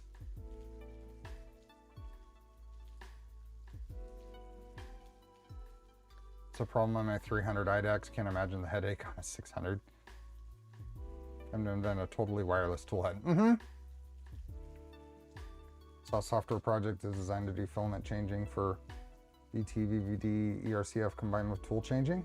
They're waiting for some more hardware updates and launches to test it before launch. Nice. That'd be an interesting, could be an interesting thing to play with, is put the box turtle on my Trimax. Have one tool head with a bunch of colors and another one for a different material.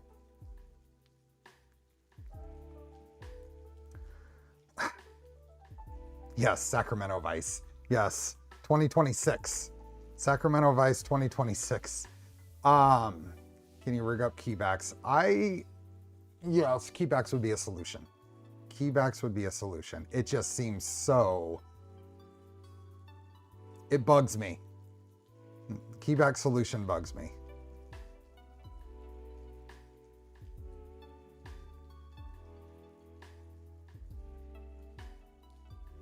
Keybacks. Been trade shows where big printers are using key retractors to hold up umbilicals. So it's not unheard of. I mean, it's used on commercial printers. Well, commercial printers. Expensive big printers.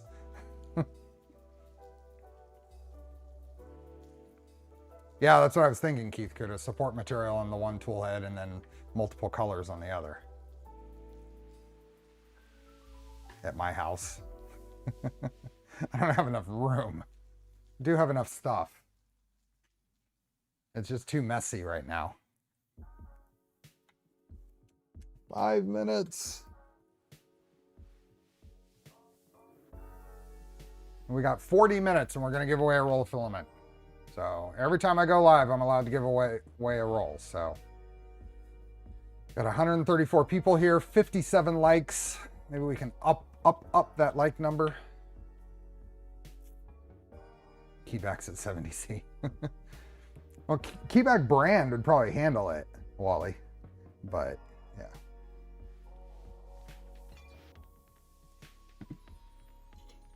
No, you can't reveal specifics, but for the switch wire fans, is there even a chance of a revision one day on that? There's a chance. Sure.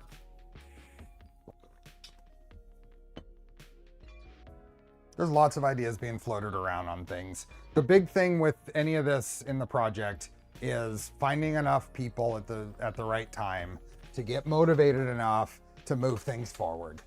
So there's just so much going on in the mod community too. I think that has something to do with it. There's so much that's being done. Where do you improve what that hasn't already? I don't know.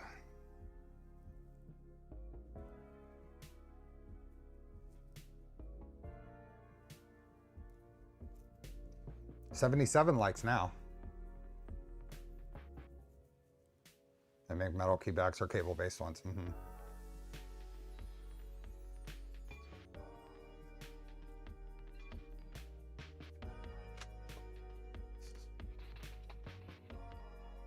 Oh, I picked up these. I was chatting with someone about these little 10mm thick, 80mm fans. I'm going to put on the bottom of the Trident to get some air circulation in there. Give these a try. They're 24 volt. So, little 24 volt fan. Yeah, there you go. They arrived. Yeah, I was chatting with Rogue Zeta here.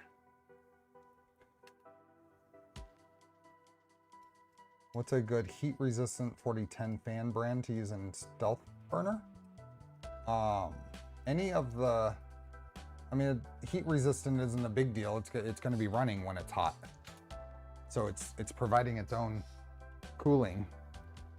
So, I mean, GDS Time, the various vendors, West 3D, Fabrico, KB3D, all carry different 4010 fans.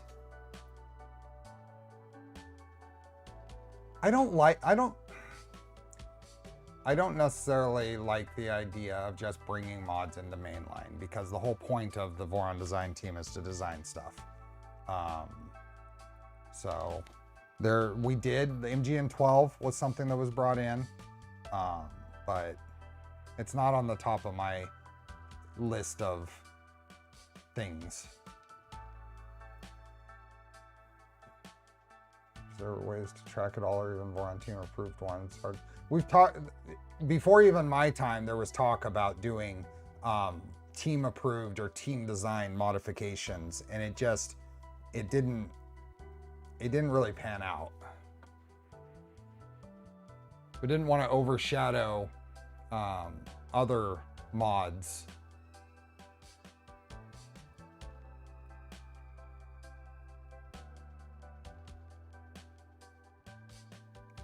This is almost done.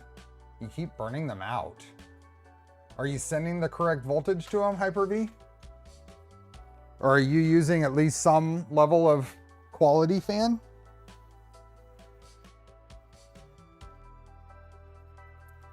One minute left. Looks like it's reasonable. Reasonably printed.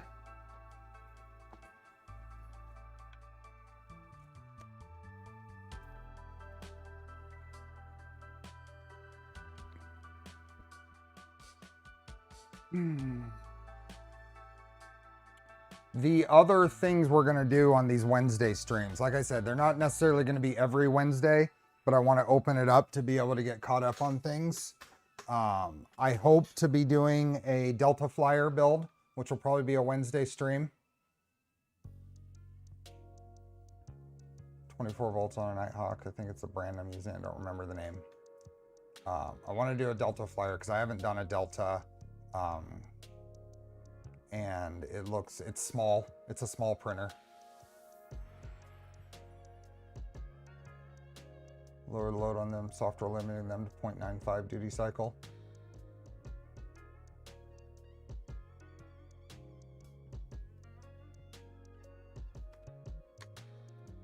Do you have that actually in the pipeline, Killer Prince? Have you ordered one or have sourcing for one?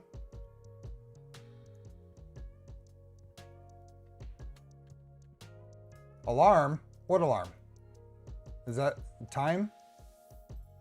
Time for what? Why Flyer instead of door on Delta? Because there's a kit for the Flyer and it's smaller. Biggest thing is it's smaller. And no, I'm not gonna build a Physetic door on Delta kit. Is Wednesday going to be the new Tuesday? Yes, yes. So Lee Marie and Lee Marie 3D ended up in that Tuesday slot, and they got their live streaming turned back on. So it just finished, Bill. Just as I'm saying this. I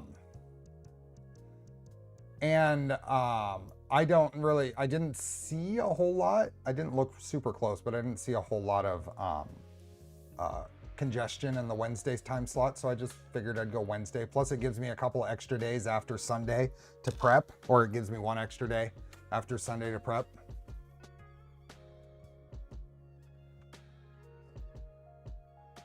Thanks, Alan. I appreciate that feedback.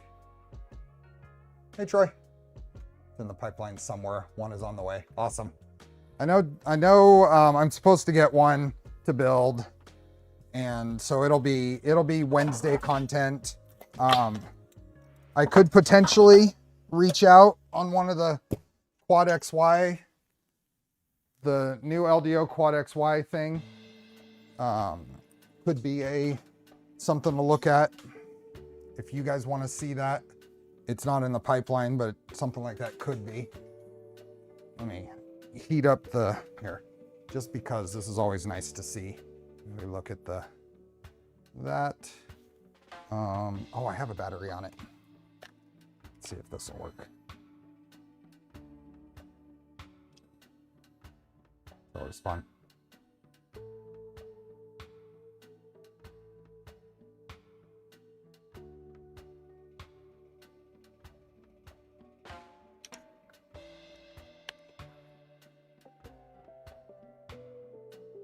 A little bit of heat.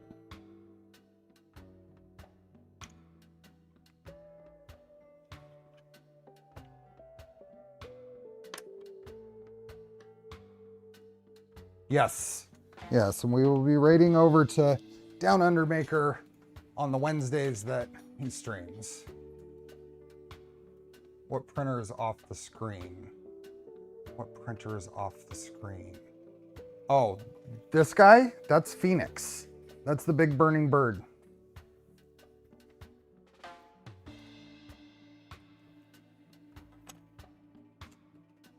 Big burning bird. What was that just printed on? That was on the Core 1. That's on the Core 1. That's on my new printer stand that's over here. Looks like I've got plenty of space there for that heat set.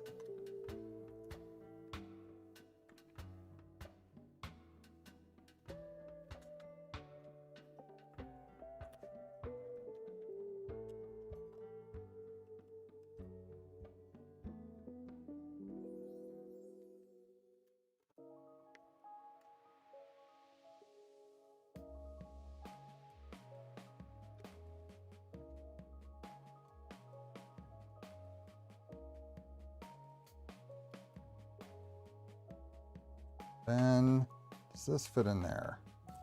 Oh yeah, that all fits great. Awesome. Okay, let's see if I figure out how all this goes back together.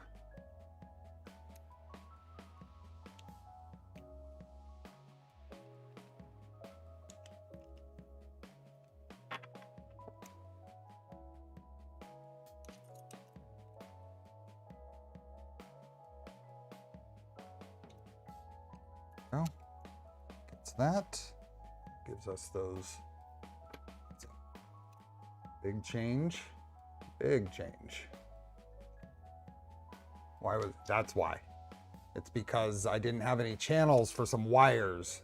I couldn't bolt it down because wires were in the way. So.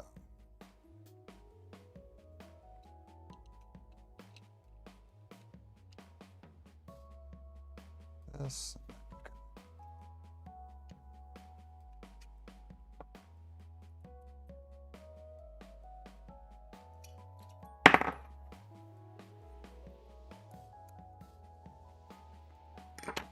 This guy goes here.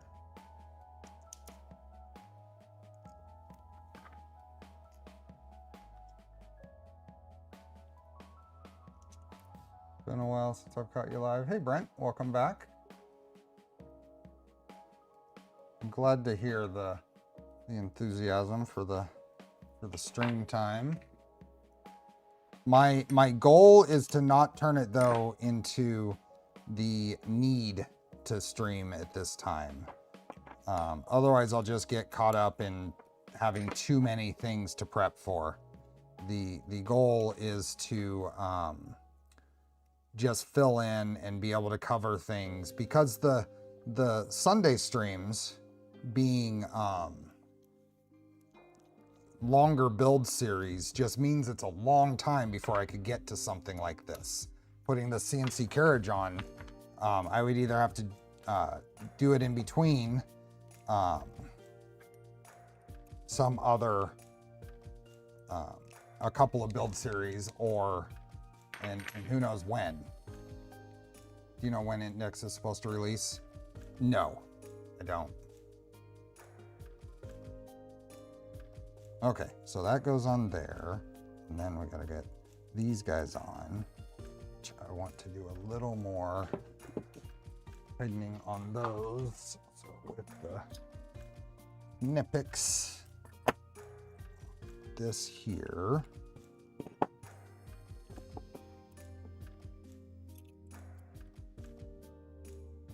Get a little more torque on that. It's late Monday for me here, so I've got you on while I work. Awesome. Where are you at, Brent?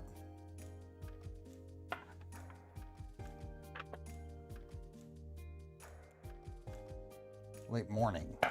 Late morning. There we go. And chat, can you refresh me? What is the extruder? Don't recognize it. So this is what they call mandible. It's a BMG gear. So it's just a regular Stealth Burner gears in there, or Bondtech BMG gears. Oh, Melbourne, nice.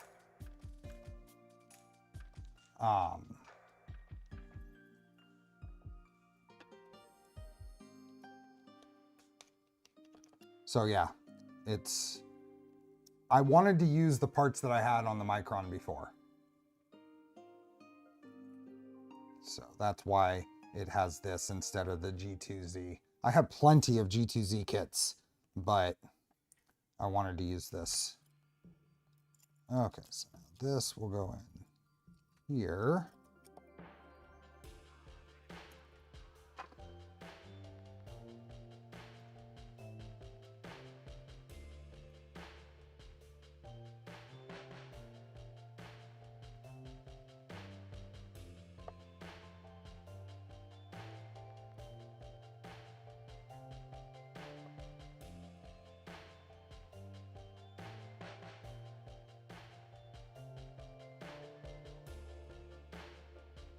Okay. This guy on here. I think that's the only one. This one down here is the only one we're going to tighten for right now. Ooh, now I got to remember where I plugged everything in. So this is probe. So that's got to go there. That'll end up getting a zip tie around there. This is going to go here. Haven't seen any wires that need to be there, assuming fine wires or something. Oh, I'll show you. I will show you what needs to be there. Because we're at about that point. All these wires. All these need to go across. Go. And the CNC carriage here doesn't have cutouts for it. So this, let's get these guys out of here. This forward. So let's see what we can do to get all of this all lined up here. So let's start with this little fiddly bit. And hopefully the rest of this tucks in behind there.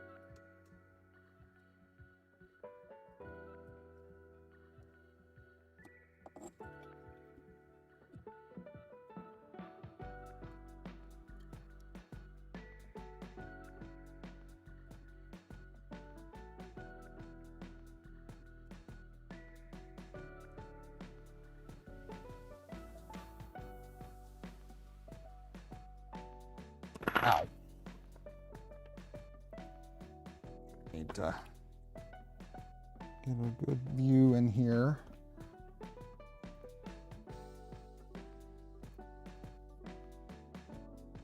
I don't know if it's in the right spots to be effective. Let's move this up.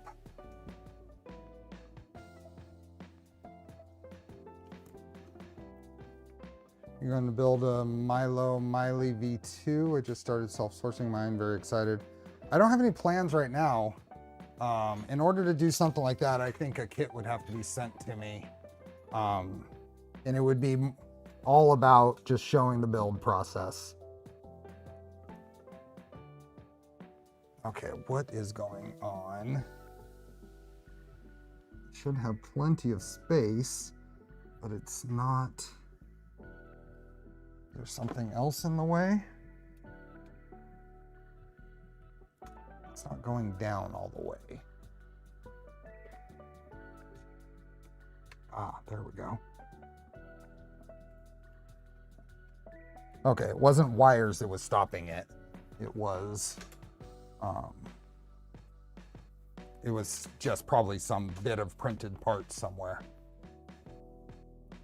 So now pull this out and make sure I'm not causing any problems. This Revo PZ wire is my big fear.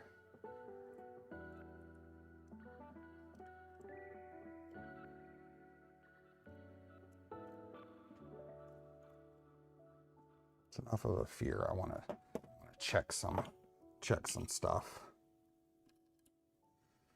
Don't need a Micron kit, but I want one. Was there a PTFE tube between the extruder and the hot end? Right here. Yep. Yep, I gotta pull that out though here for a second. I wanna reroute this PZ wire real quick.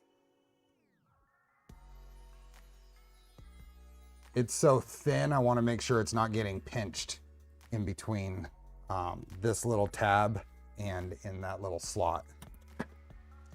Goes flying across the workbench. So I pull that off, pull this off. Change the order of these wires, I think.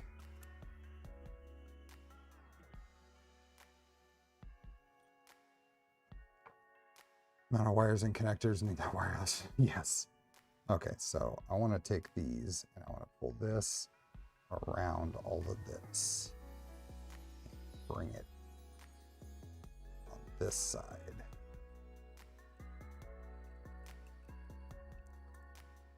There we go. Where it's coming out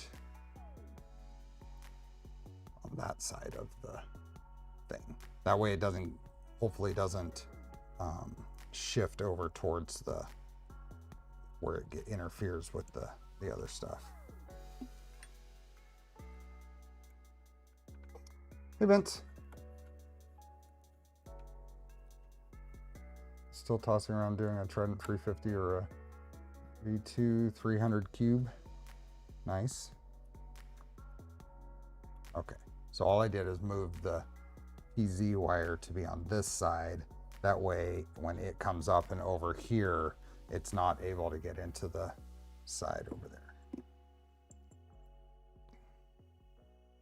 That goes there. It's all under there. So this here goes up into that little channel.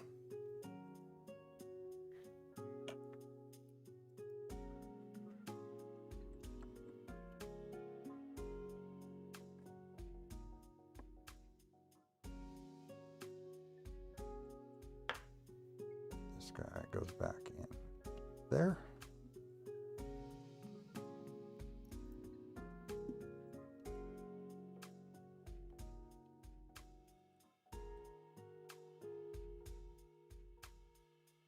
We'll get a really good look at this ant head in another environment with the stealth changer, and it'll be a whole lot easier to, uh-oh.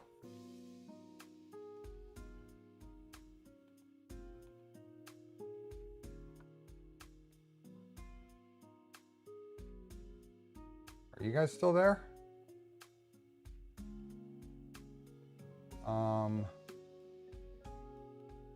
Apparently ran out of memory in Chrome. I had both Chrome just crash. Pop this out. That was weird.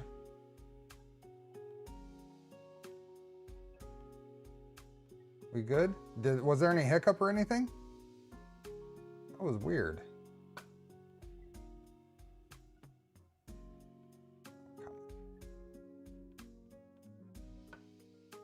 Still here. Okay. Okay. Okay, so I feel better about that. Now we can try to get this guy back on here. This guy, did this guy go off to the side? It might have. This does like this.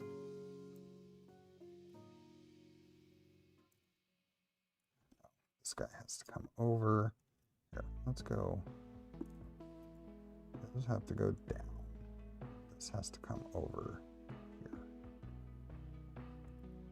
Plug it right here.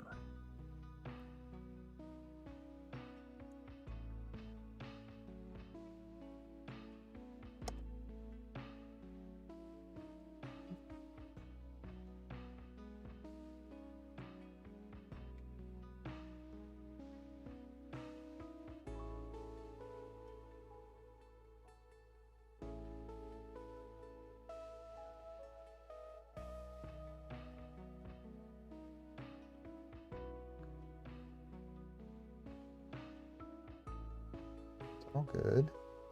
That's all good. Goes right in there. Should. Oh. Well, that's...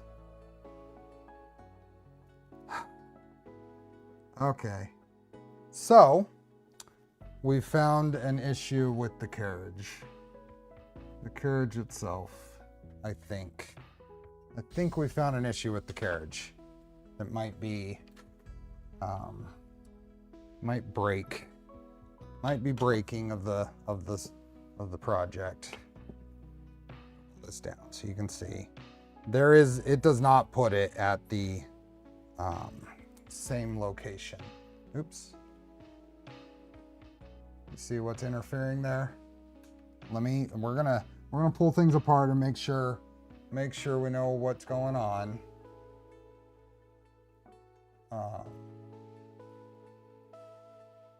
You see the motor mount touching here? That's what's keeping me from actually pushing the tool head on all the way. So let's look a little closer. So let's look a little closer.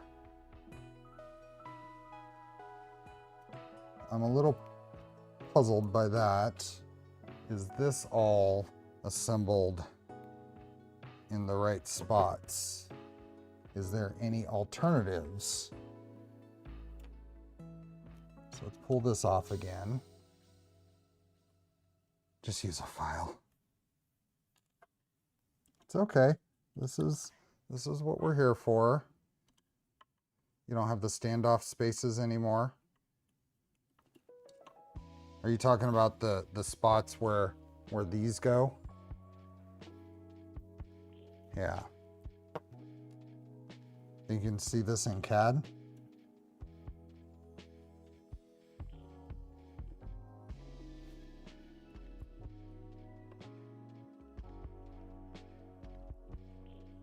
Just want to see. I want to make sure there aren't any. Make sure I'm using the right holes on the carriage. Make sure there aren't any alternate holes. Anything like that. I don't think there will be. I know those are the issue. I don't really want to just cut them off. All of this goes in here. Will this whole thing move up? Pull this off. This is the Vitali X carriage. Yeah, there's no other mounts here. So I think that it is, that bolt's there. I think it probably, I don't know what the actual issue is, but I would say, I'm not sure that it does have anti-head compatibility.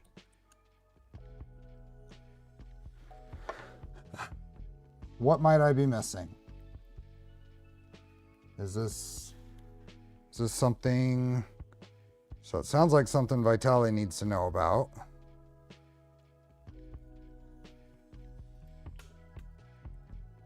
It's fine on your tiny T, this one. So is this an ant head thing, or is it a, why wouldn't it fit here? What am I?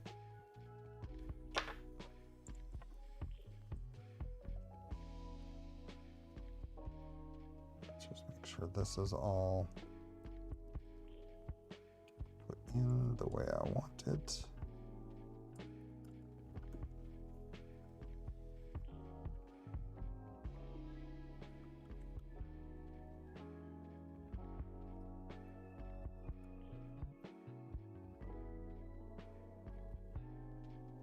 The PCB mount has extra length to mount on the Micron printed mounts. I get that, but this should be equivalent, right?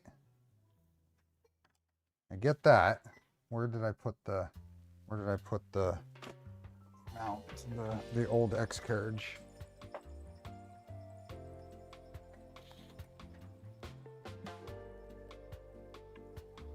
Where did I put the old X carriage? Here it is. So we got this guy, and this normally goes here like this. So how is that fitting?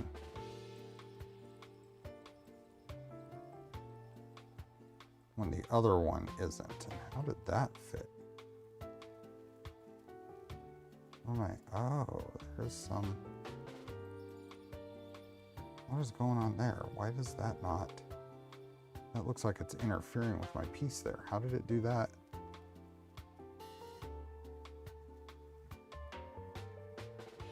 Oh, because it's,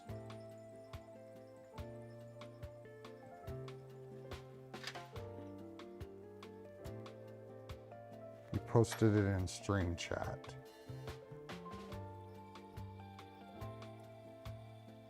I'm just looking at alignment of stuff right now.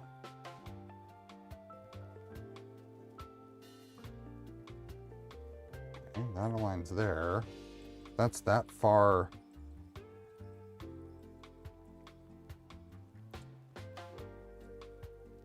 I think that this is lower than this is. Let's look at stream chat.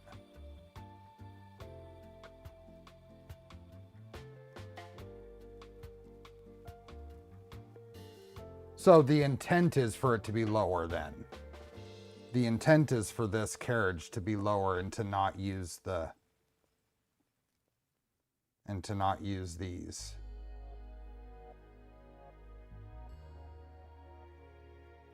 But those are so nice from a,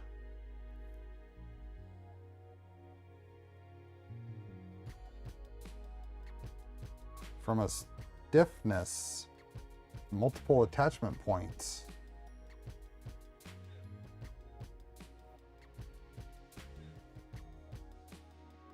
It is a, well, this here, the picture that's being referred to is a different tool head.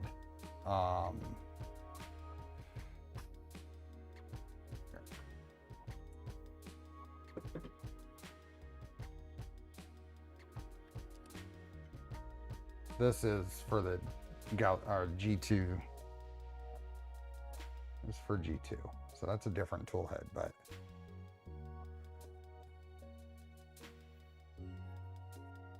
but it looks like that it lowers the whole thing. Because if we, here, let's go here. Maybe, can we get it to focus on something else? And if we take this off,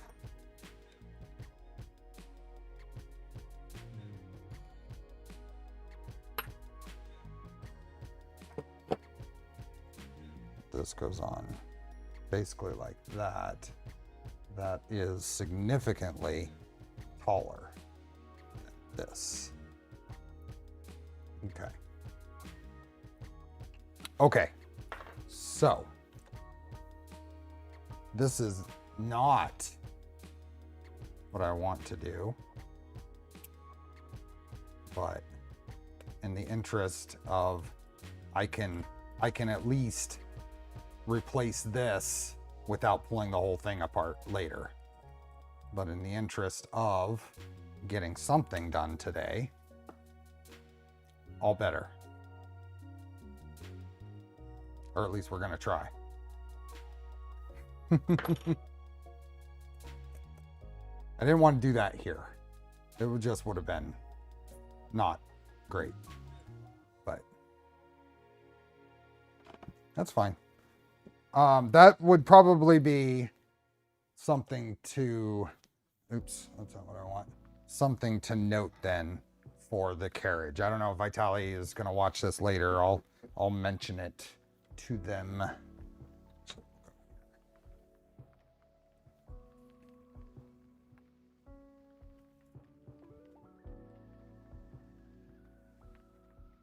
I have done stuff like that quite often. I just didn't want to do that to this piece.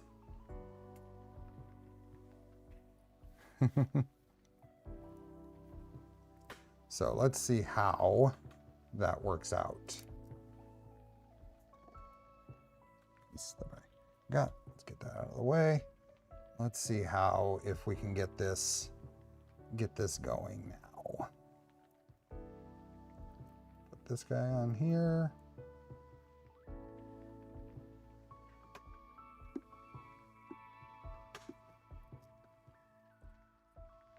Oops. Kind of got to put the rest of the tool head back together.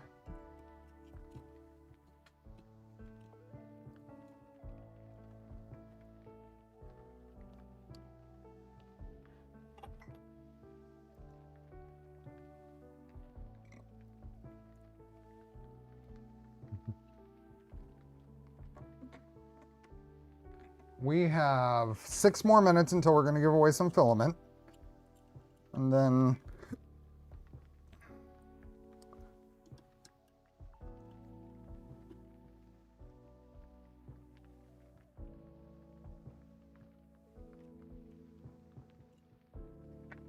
then we'll figure out how far we can get.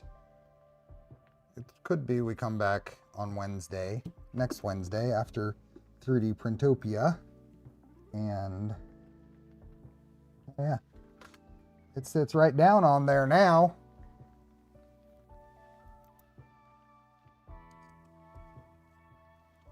Screwdriver.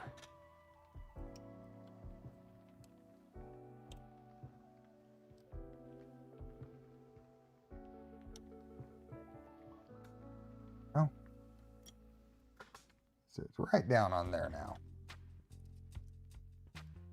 One of these that was shorter than the other, so maybe. Nope.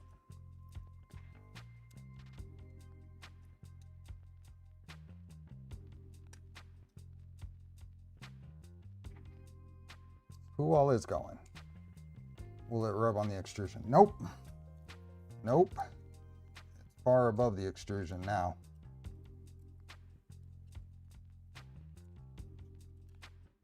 Go. Okay.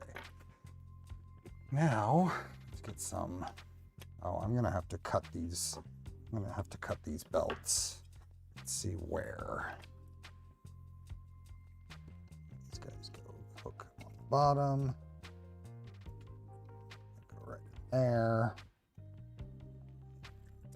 It's probably, there is a whole lot more belt room. I think this is worth it just for the additional belt room.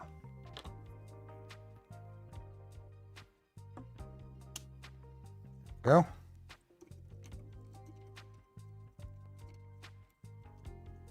That's there, and starting to plan for Rocky Mountain.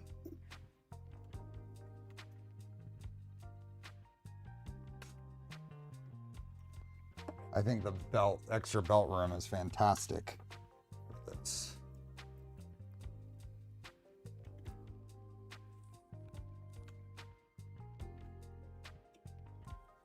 Okay.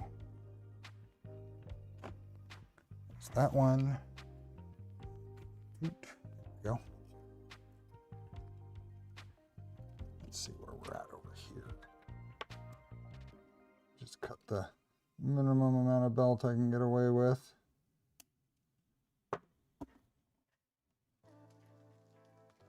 Using the ant head on my next printer build. I don't think it's as bad as some say it is to work with, but there is a lot of assembly and disassembly when you need to work on it. I still maintain that it's one of the cleanest wiring setups I've done is on this, as far as toolhead wiring.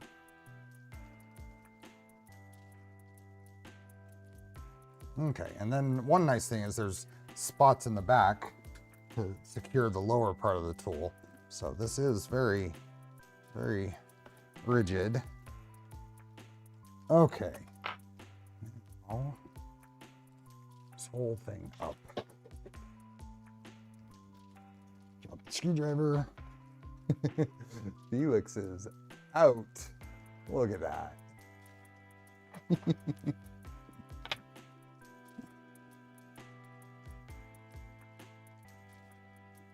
Okay.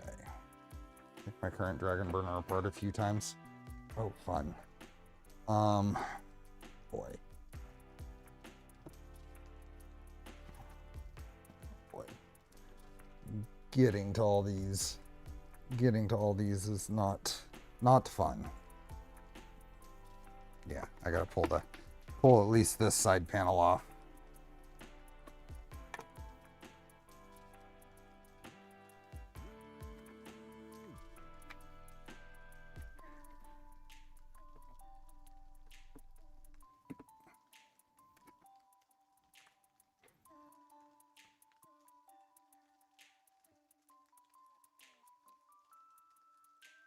Oh, wonderful.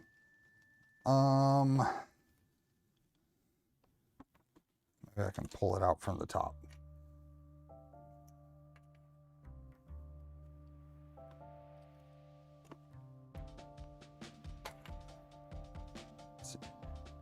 Yeah. Barely, but there we go. Okay.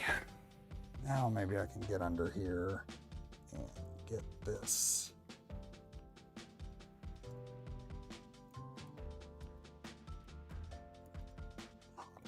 So the pain.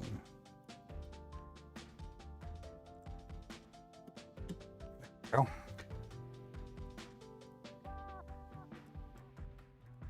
One.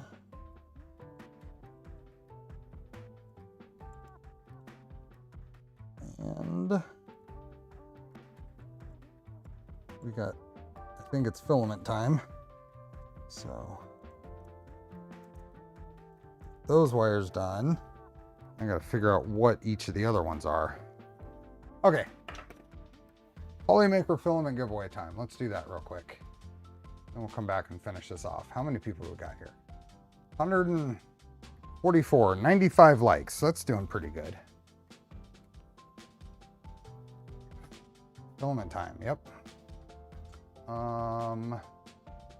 Wheel of names.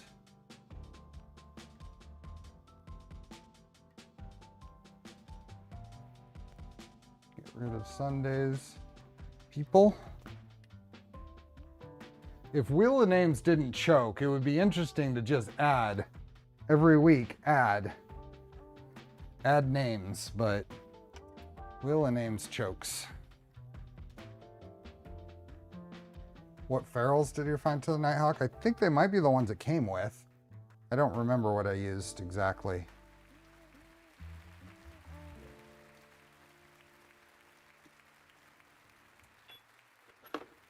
Okay. Same usual thing. I am going to close the form when we haven't had a new response in 3 seconds. After this bed, I'm gonna have to go give away. Good job, Andrew.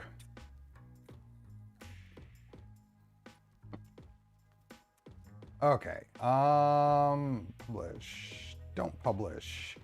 3, 2, hey brain twist. 1, half.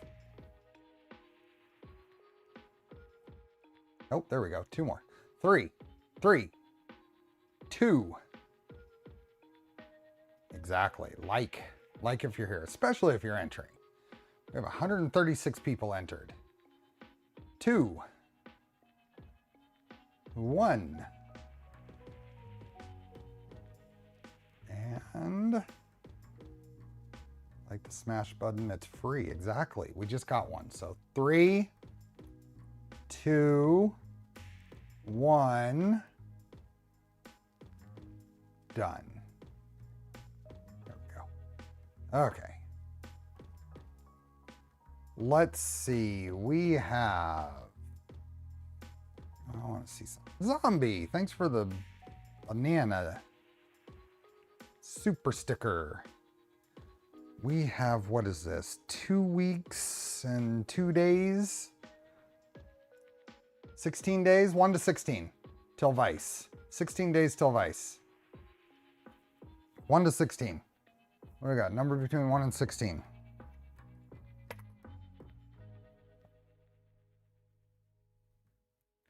If I win, can I donate the code to Killa for the printing Ls or refs? Sure.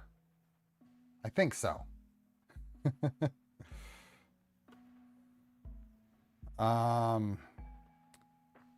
Let's see. Slim Gig said 7. We're gonna do 7. Oh, I have to actually hit create. Oh, and I have to actually put the names over. Holy moly. Tuxedo, you were first. We're gonna do 7 because that's what Slim Gig said to do. Breno got in the last entry. Let's copy these over here.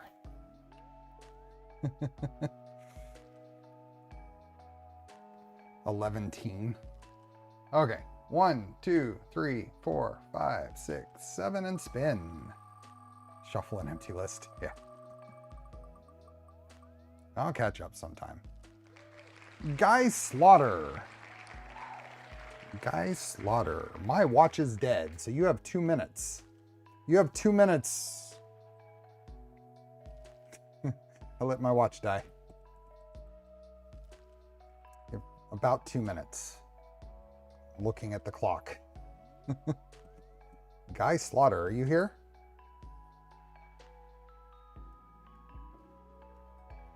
Did you not get an entry in, Brain Twist? You're usually, you were too late, weren't you? You gambled and you failed. Guy Slaughter, are you here?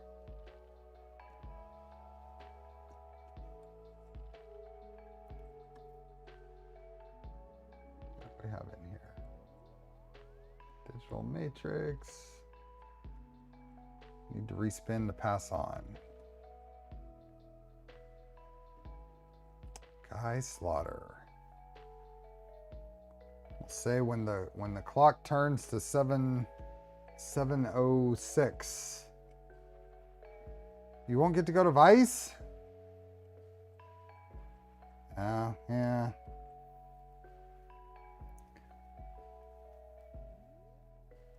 Guy Slaughter. We're giving it a few more seconds, but I don't have a precision timing mechanism right now.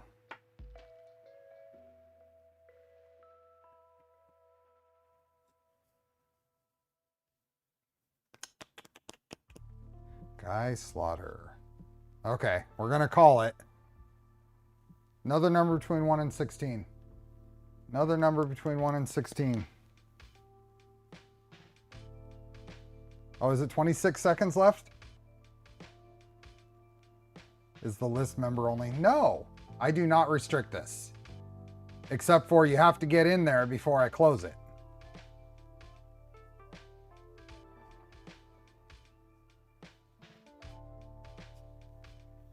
Okay. Jake B, you said 15. We'll do 15. 1, 2, 3, 4, 5, 6, 7, 8, 9, 10, 11, 12, 13, 14, 15. Spin. Apple Watches don't self-charge from movement like a ton of wristwatches. Yeah. What do we got? Akbal 34. Someone with a timer. It's 7:07 right now. Akbal 34. You have 2 minutes to say something in chat. Akbal 34. Are you here? Oh, you were so close, Wally. Did almost got Guy Slaughter again, huh?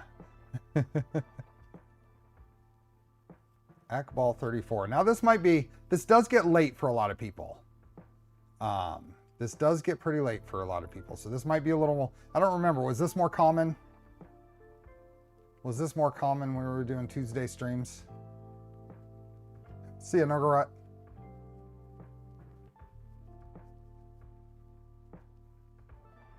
Better odds for everyone else. Yep. Akbal 34. Ooh.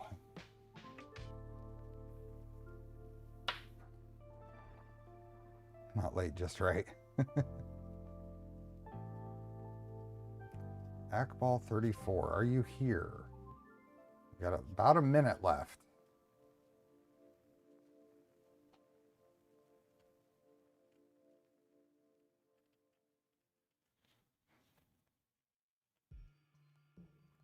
About a minute left. Akball 34.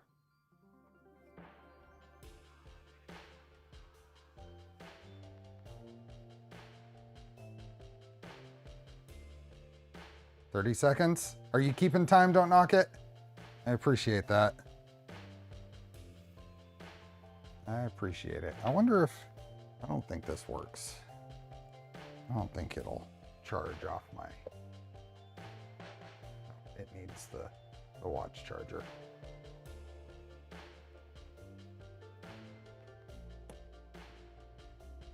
Wrist a break, I guess. Okay, I think that's it. We can do 1 through 16 again. We're gonna keep it original. 1 through 16. Real quick, people. Let's get some 3 spikes, 3 humps in the engagement. Andrew Humphrey was first in with an 8. I'm gonna do an 8. 1, 2, 3, 4, 5, 6, 7, 8. See, by the time I mention which number I'm hitting, you're all typing them anyway, so I get the engagement no matter what. Sliver Bear. Sliver Bear. Sliver Bear. Are you here? Don't knock it, I'm counting on you. You got 2 minutes. Sliver Bear.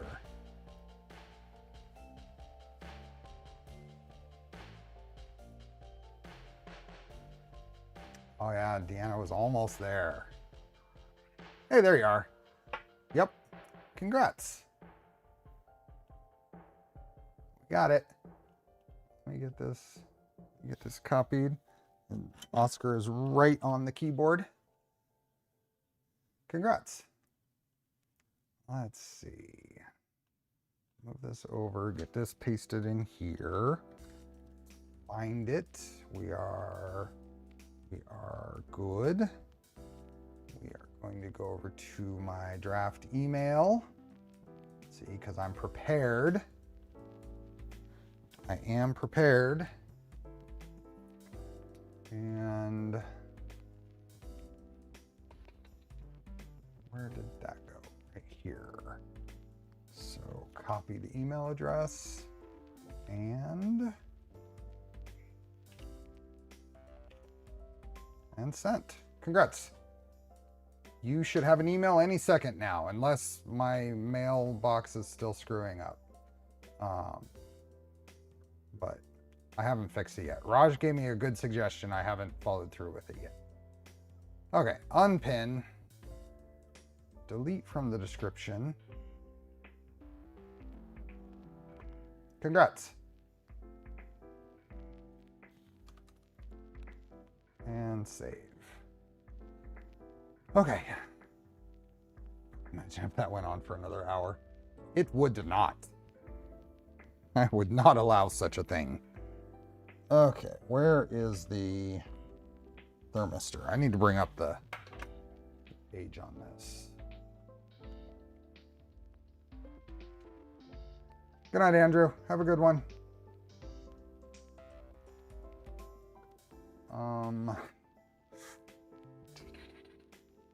L docs.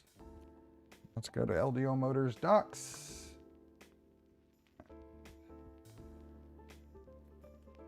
Toolboard. Nighthawk 36. I'm just bringing up the pinout document. So there we go. That guy right there, just so I don't have to look too close at it. Just keep spinning until you win. Hot end thermistor is right there. This guy must be right there. Part fan, yep. Oops, picture, good view of my head.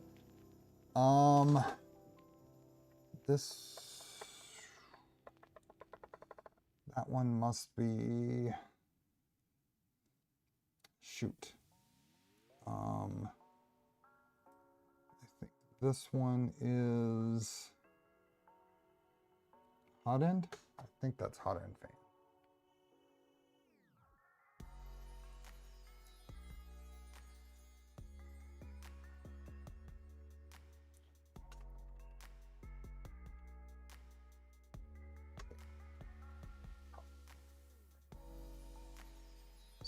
this one must be RGB. Why did I do RGB the same color as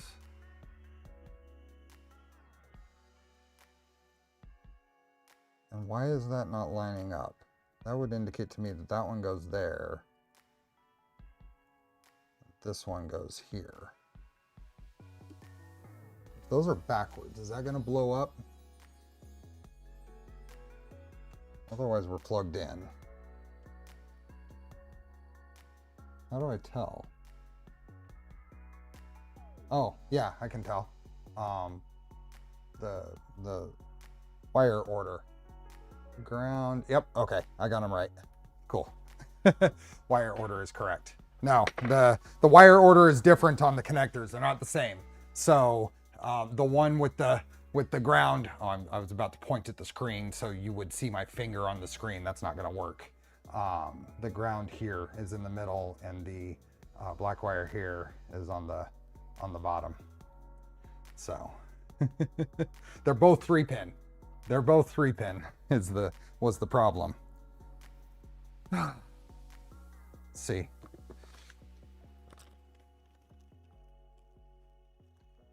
Okay. Now we've got some zip tying to do. Keep these up and down the way.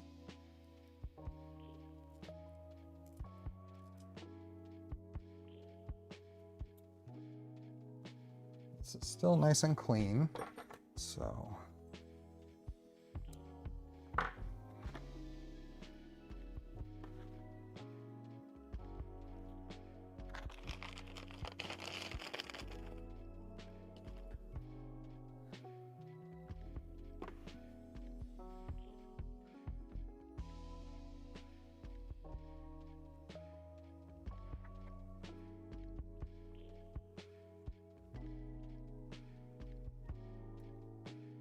Let's just hope everything still works, and I'm done.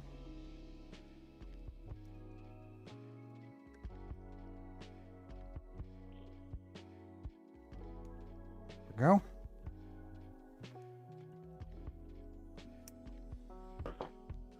And then we have a couple of screws that can go on the bottom, and those are probably like 10mm screws.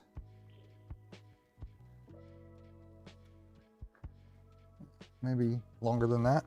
What are these?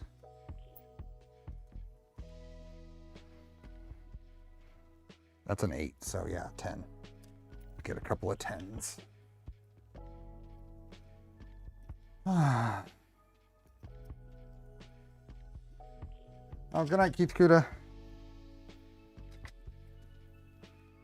We are almost ready to turn this on.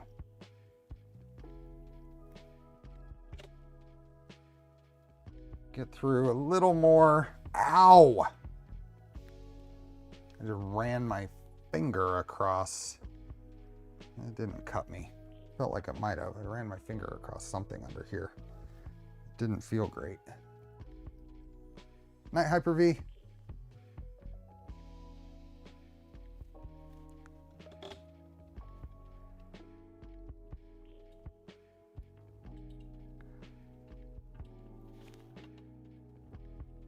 Go.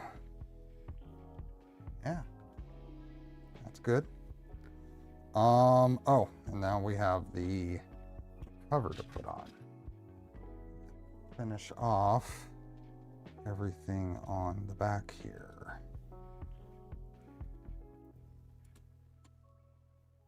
Oh, with that, I think this could still, yep, that needs a little bit. Okay.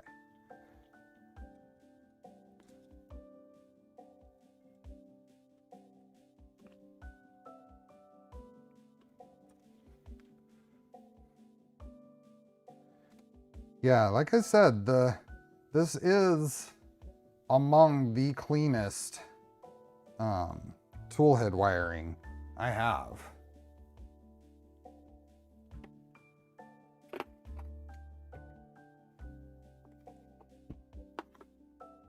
Everything clears.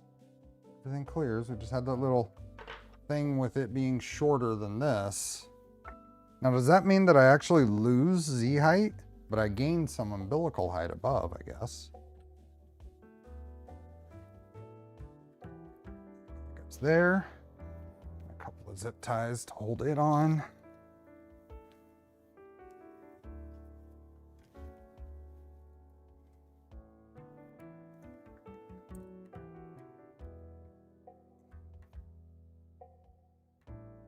So it pushes it. No, I don't think it pushes it forward at all. I think it's just down.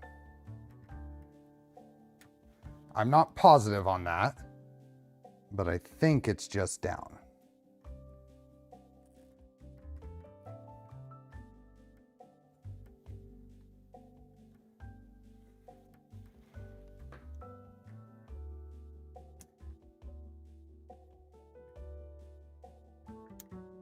Okay, that's on there. Look, my local view here is behind. There we go.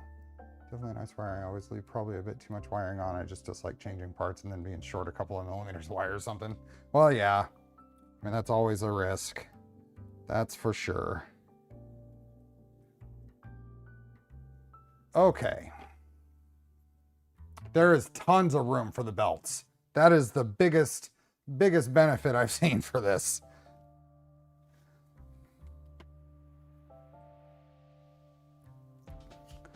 Okay, let's get some side panels back on. So I'll view it this way.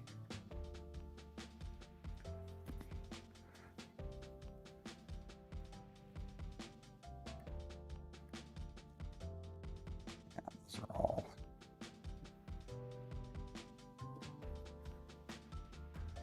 Push it past. Oops, shoot, that's not what I want.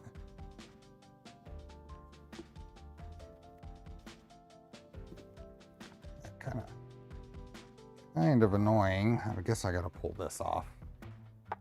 It's just pushing on the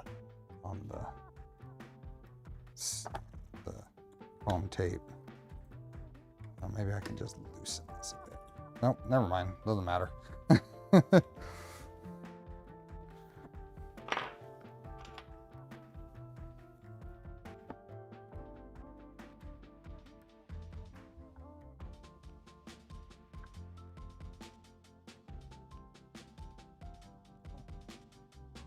There.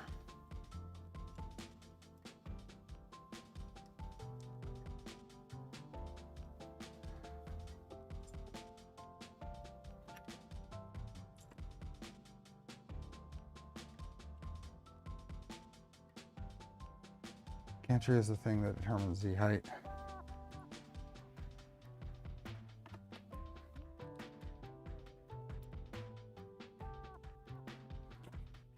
This is going to go up here somewhere. The door is going to determine where this ends up now.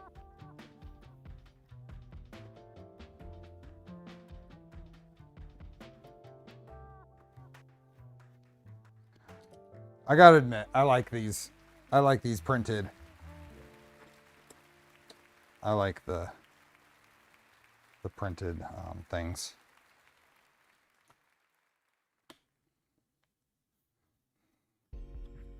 Do like them.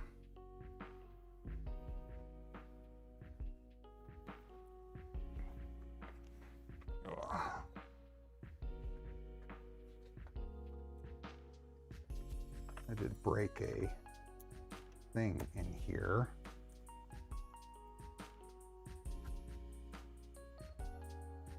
Get that out. There. Nope.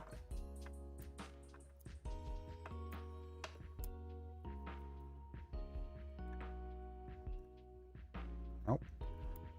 I broke the end of one off. That's I say I like them, but you break one off in there and the end is looks like a real bear to get out.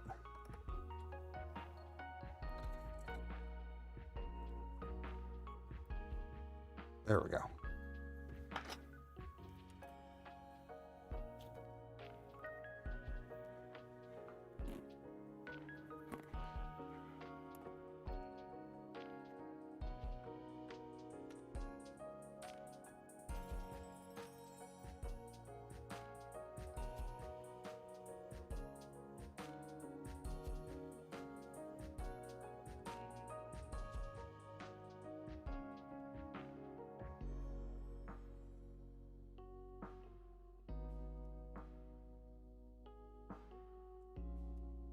Hey, Stu.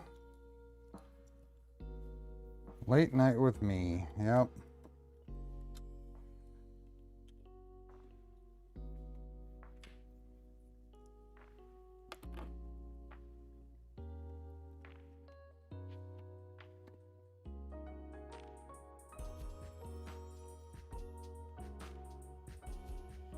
I have one more. That was all I had. Maybe there wasn't one on front. Wouldn't there be one back here or something? Maybe I didn't put all of those on. Okay, then the door.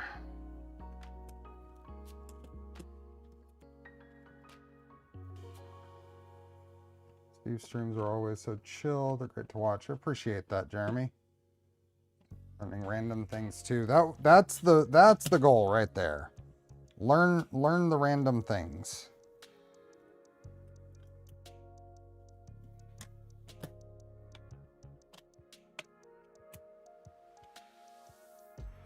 Good night, don't knock it. Okay, let's power it on and hope there's no smoke. Where is, oh, I grabbed power cord.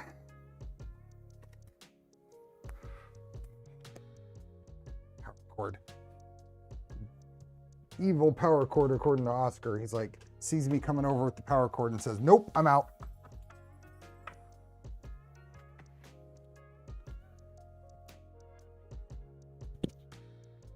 Okay, no immediate danger.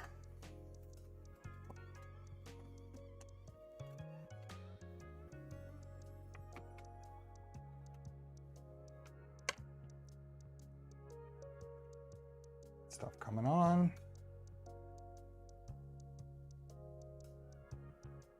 Good night. Oh yeah, you got the fridge door. So based on my box turtle experience, I'm gonna try printing a TPU gasket to go around here to stop the vibration. I want to try printing a TPU like 0.2 millimeters with maybe 0.4 millimeters. I'll have to measure what I have and see if I can get it to squeeze in there. Okay, let's move. Let's home. How close are we to? Yeah, we're pretty close. Settle down here, here. And let's home all.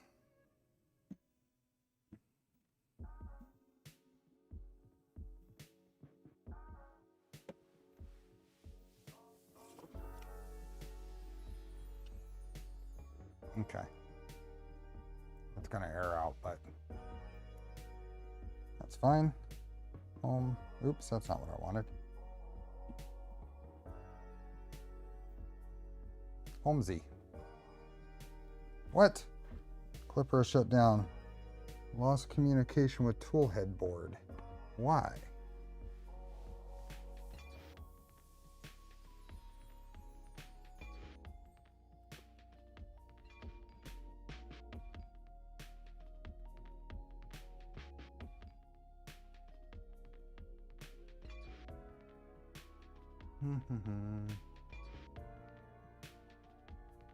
Hey, Jake. You're also building a Micron? Awesome. Come on. One more restart. I hate the... Let's just restart.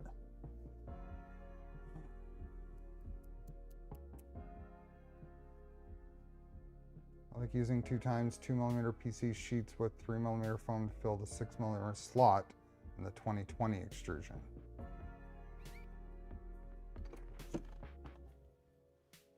I'm gonna move this down. Why did that lose communication with the toolhead board? That's puzzling. That's new wire, that's new everything.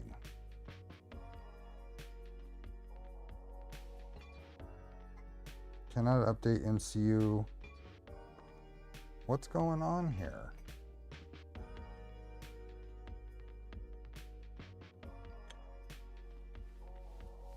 Oh, there it is. Okay. Okay. Let's home all.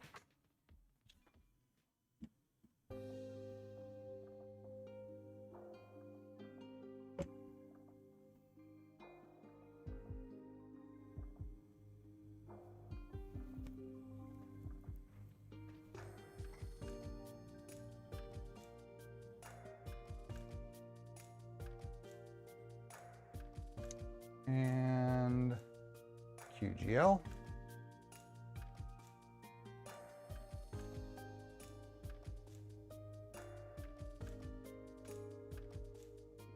How you doing, Jake?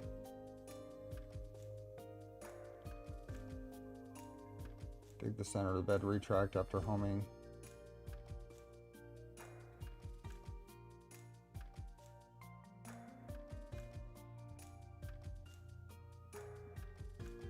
That's right. This does the shorter after the first rough QGL. It does a fine.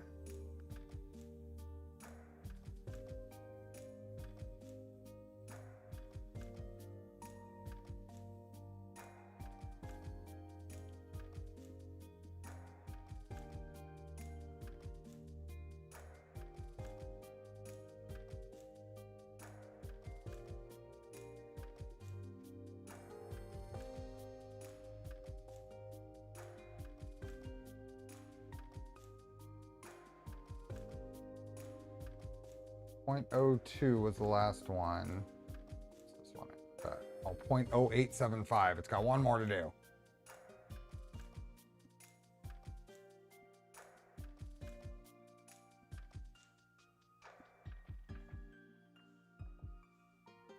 Brought my house key at my girlfriend's, so sleeping in the container workshop until I can get it in the morning. Oops. Well, that got worse.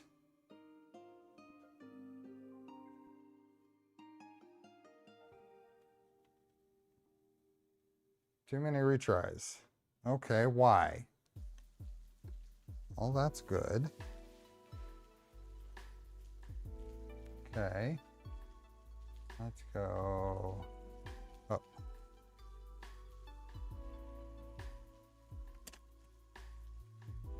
It's not heated up either. I've found, I don't know, but I've found that in general, I get much more consistent results when everything's heated up. Just make sure everything is good here.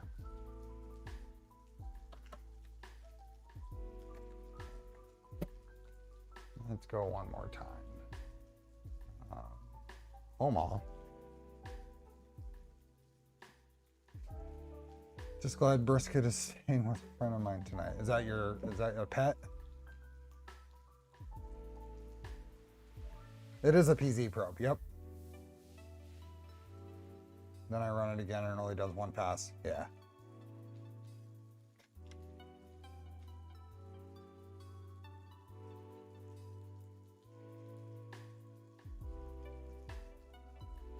Okay, now QGL.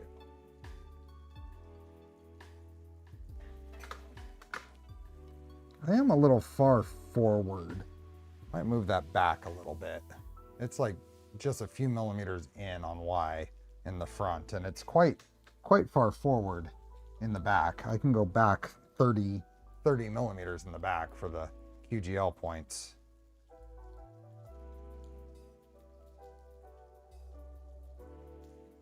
That was 0.0125.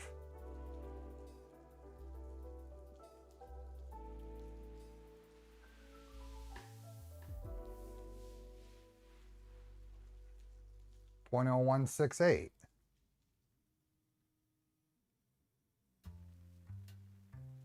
I don't know what's going on.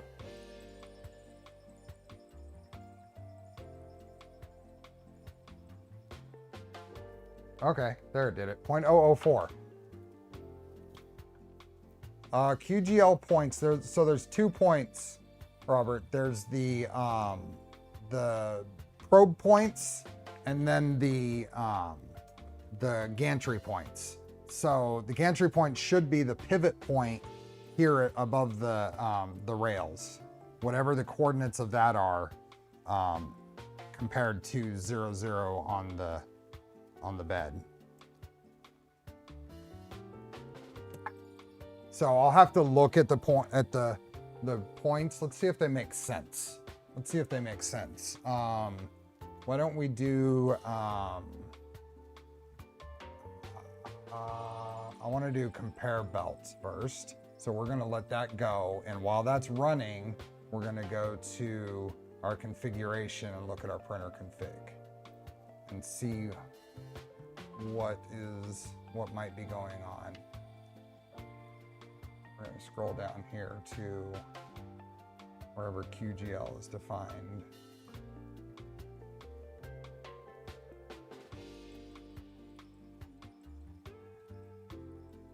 So quad gantry level. So here is where it is. So gantry corners is minus 60.2. That's awfully specific.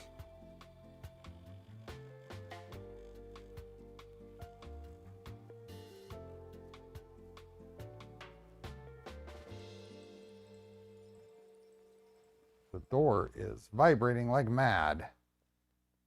I'm gonna dampen the the door vibration with my finger. Minus 10.4. It could be. It's within reason that those are correct. Just kind of holding my scale up to the thing.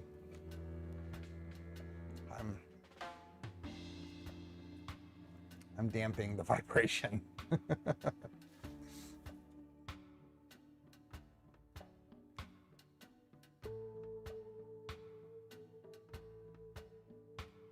What I was saying is probe spots should all be the same distance from their corner, not necessarily a spot on the bed.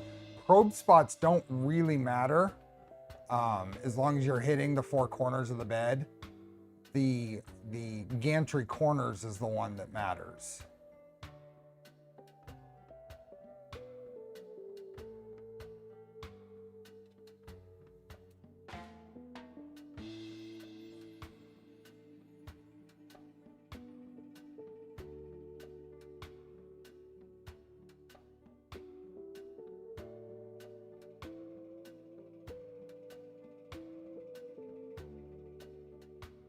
Yeah, Y is 1. Very close to the front. I don't know why it's there.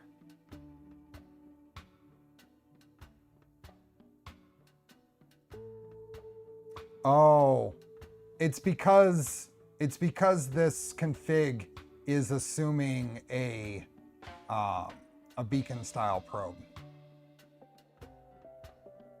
The config is assuming a beacon style probe. That's my guess. So it doesn't matter if the nozzle is right on the front edge because you're probing 20 millimeters back or wherever it is. See you, Bill. Thanks for being here. So typically, folks, I want these to end about 7. I know we're going to run into situations like this, but the idea is for these weekday streams to end earlier than this. Didn't mean to be giving everyone the finger there.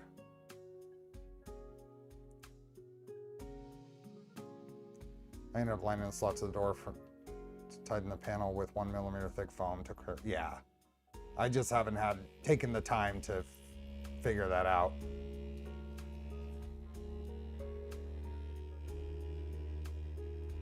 Now everything on my workbench here is vibrating.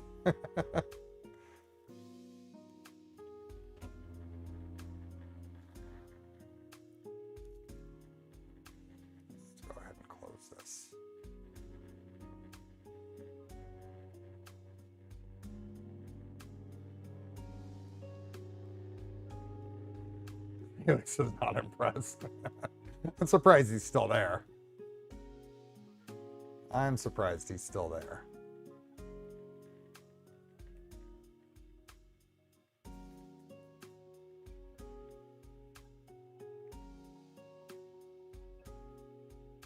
free to go as long as you like. Well, part of it is I'll be raiding into Down Under Maker's stream, so I don't want to. I'm okay with going 10 or 15 minutes over, but I don't want to go much more than that. And it's good for me to have a time limit on it.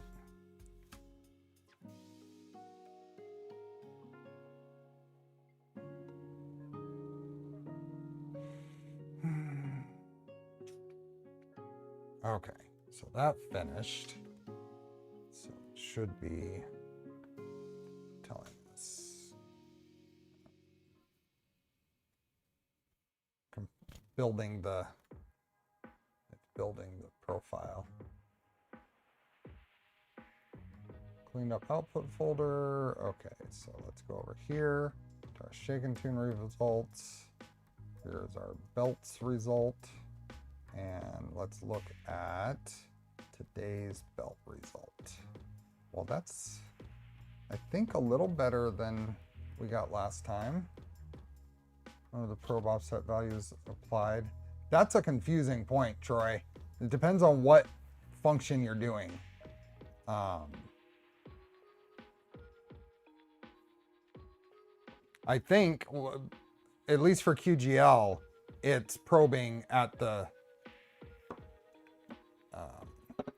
probe, because it's 0 offset here and it's probing at 1 where it says. So 94%, good mechanical health. Does anybody have any suggestions, anything I should check or change? I'm not super at reading these. If I say ref 3 times, will he come in? Ref, ref, ref.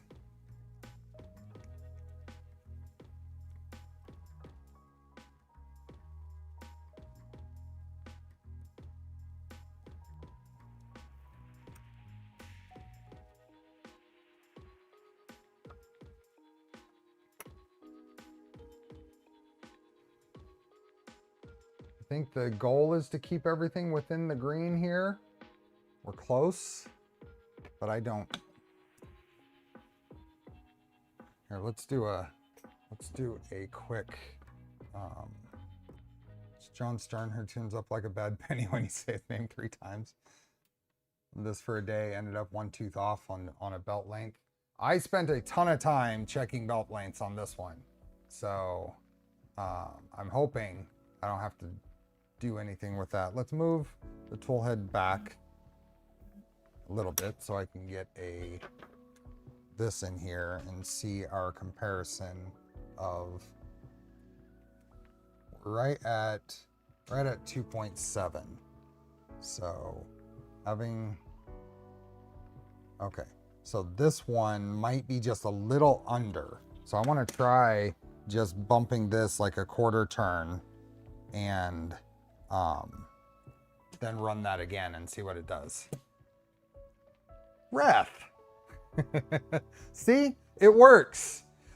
This is supported steppers, and I am running higher belt tension with GT3 belt on purpose.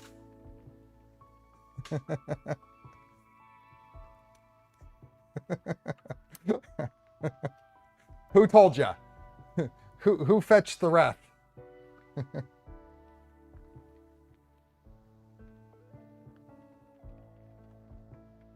Okay, compare belt responses. The Rosetta, nice. You should have just said I heard the ether was calling to me.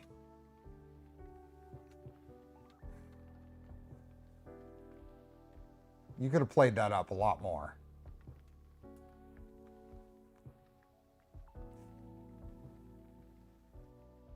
So I did say that I wanted to do all that. You said to run 2.0. Is that with what you know about all of it? Is that what you would still recommend? Because I think the goal is to run these a little higher. How sore does the finger get before you take the door off? Well, I want the door here in general.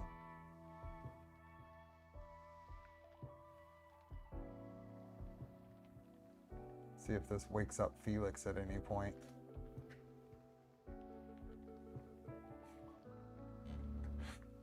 There is no way that he heard me move the camera.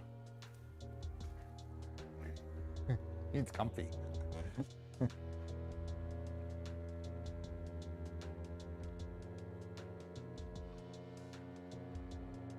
So supported steppers, NEMA 14s. They are double sheared, yep.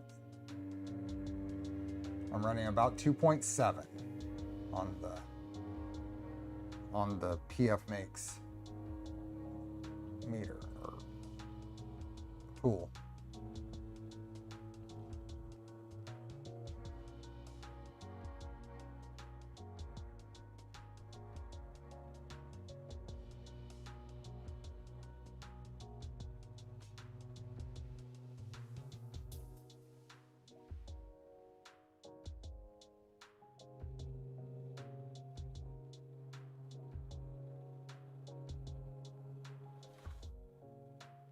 What is the goal? High Excel or good prints?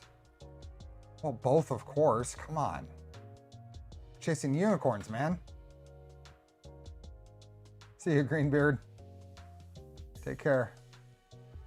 There's one side done.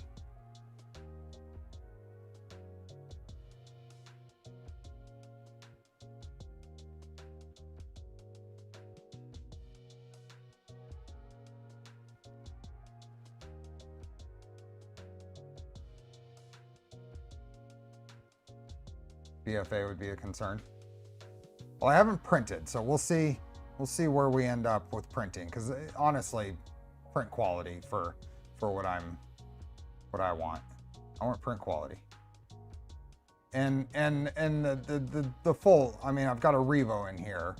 It's a high flow 0.4, but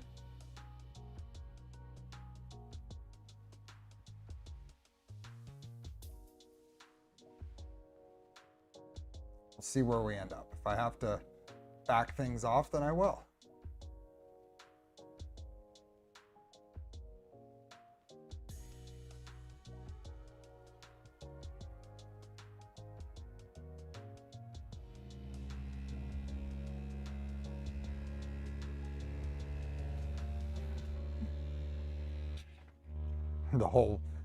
The whole tray is vibrating.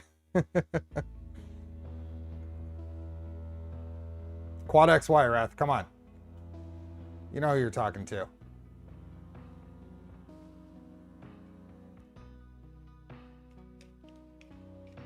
I want everyone to join my Quad XY crusade.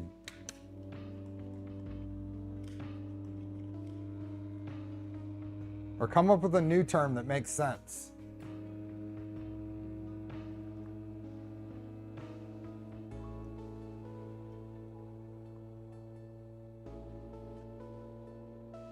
Because it vibrates like mad. And it's really loud. I haven't fixed it yet.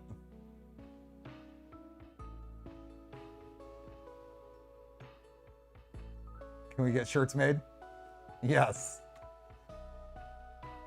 I was thinking about that again. I don't know if I want to just copy the, because these seem pretty decent. Just throw a design out where these shirts were made.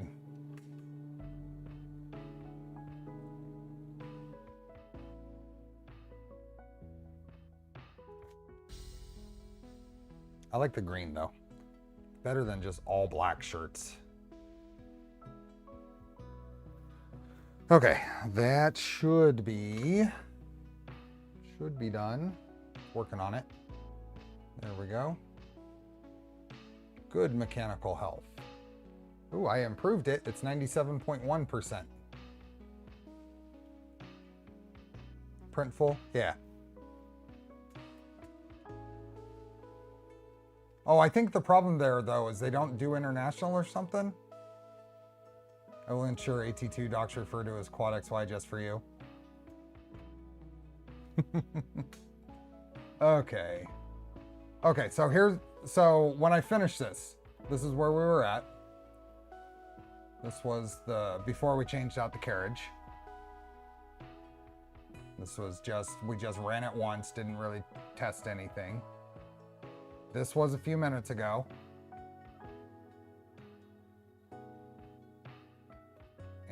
and this is just now.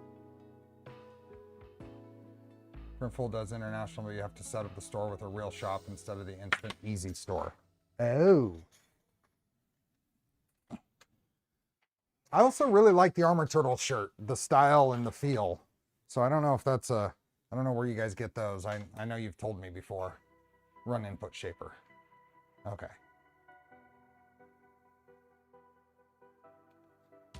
Let's run input shaper. Axis shaper calibration. From Cotton Bureau. I need something that does international. Do they do international?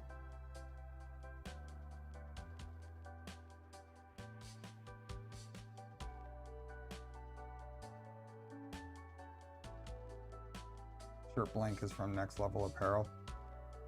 Didn't pass my wear test. Art falls off after a few dozen washes. Really? Well, I haven't washed my Rocky Mountain shirt that many times. I haven't wore it that many times. CMY Keith. Thanks for the feedback though. This is what I get caught up on and why I don't do the merch is wear.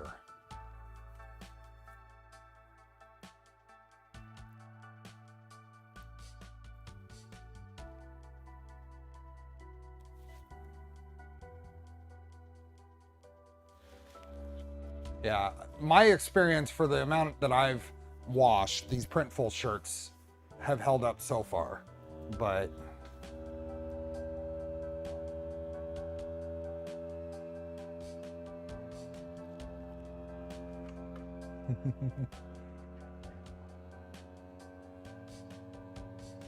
I figure if I hold this the whole time, I won't get a spike in there. Fourth wall.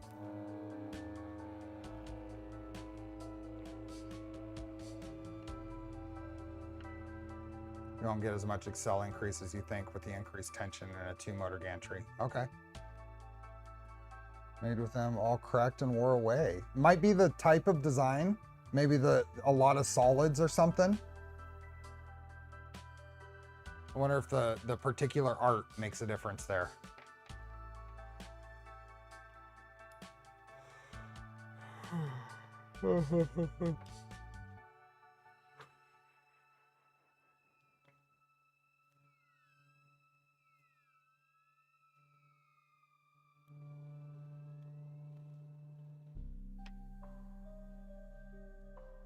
Okay, that's one.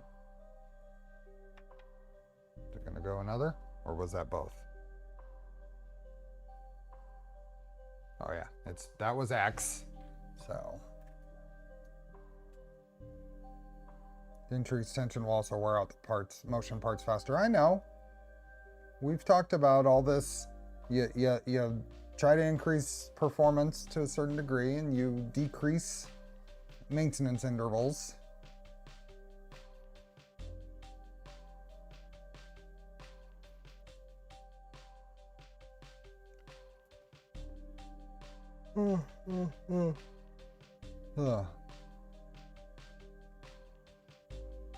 Hey, that place you talked about, Thunder Keys, they do coffee mugs.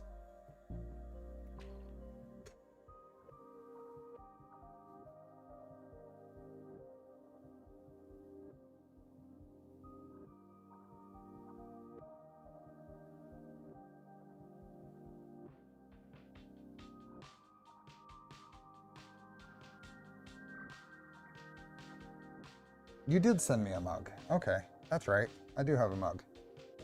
Do they do big coffee mugs?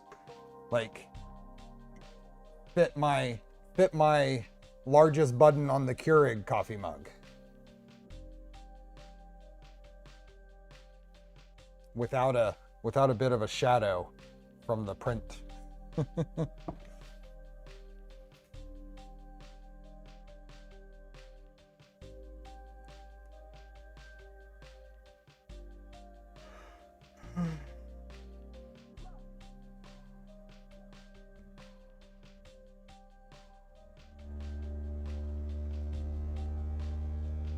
goes the hex tray.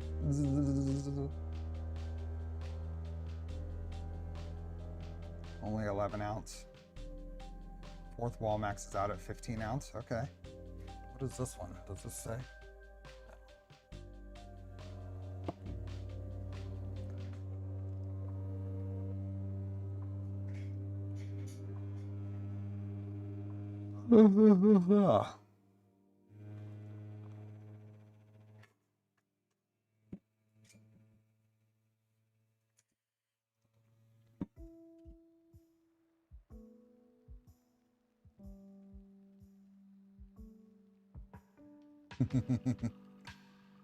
That's the right answer, Thunder Keys.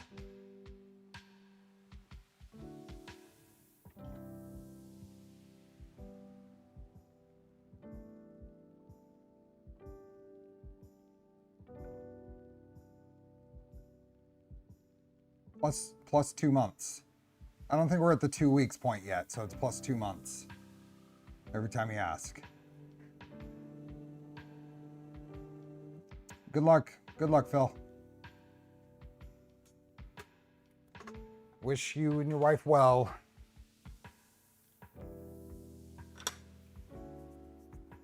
Okay, that is, should be generating the profile.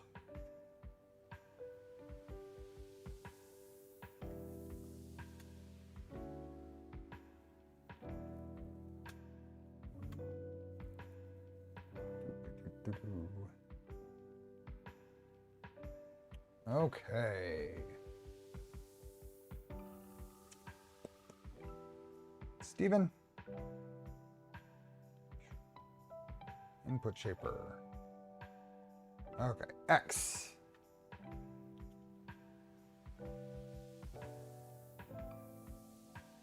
Let's open that in a new tab so we can get it a little bigger.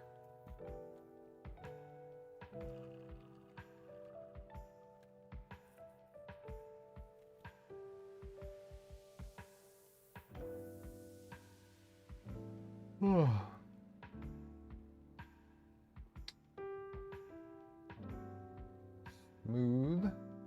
What do you think?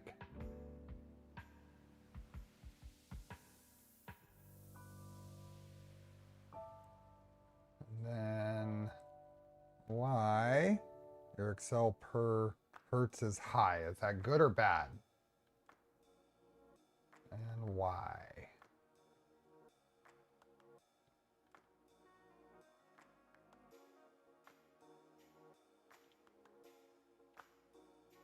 I see all your macros. Where did you get them? Is there, what macros? Most of those are either from the Shake and Tune install or, yeah, I think all of them are going to be either Shake and Tune. Excel per hertz will mask some mechanical issues if they are there. Come on, Reth, you know me. There's no mechanical issues there.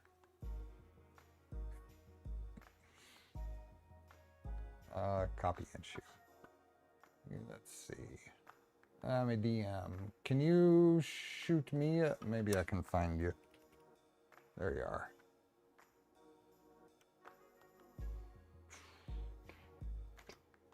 There's that one. And there's that one.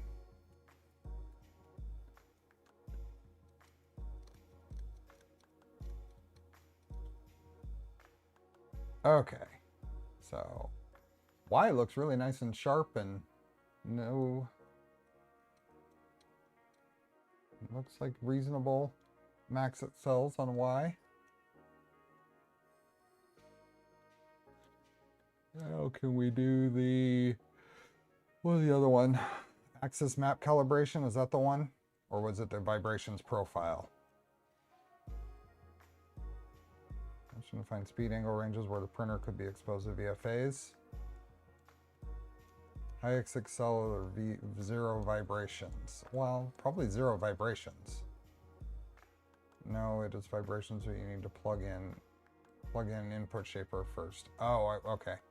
I need to save this first or plug in the numbers.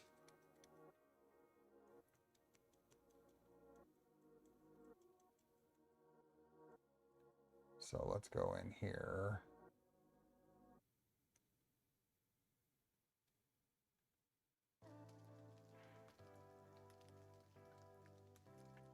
Use smooth MZV for Y. Are those already down here? No. Where did we put those?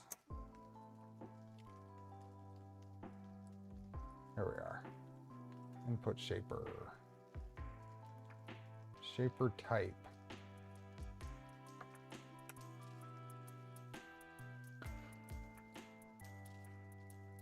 Smooth MZV for Y. 57 Hertz. Shaper type X. And shaper type Y, right? If I want to do them different. Y. Smooth. Alex. MZV at 57.0 Hertz.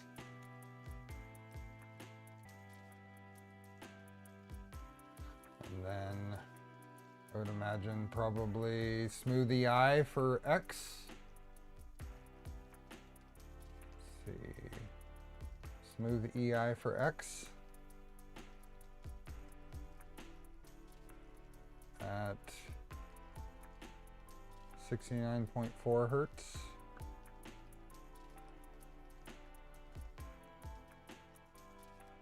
There we go. Save and restart. Still working on the Micron to see what you got going. Obviously some input shaper stuff. We installed the Vitali CNC X carriage, which does move the tool head down a little bit and required me to modify my tool head mount because the little extra bolts on the bottom are not on this mount. Do not use damping ratio, right? Okay, go back here. Hold on.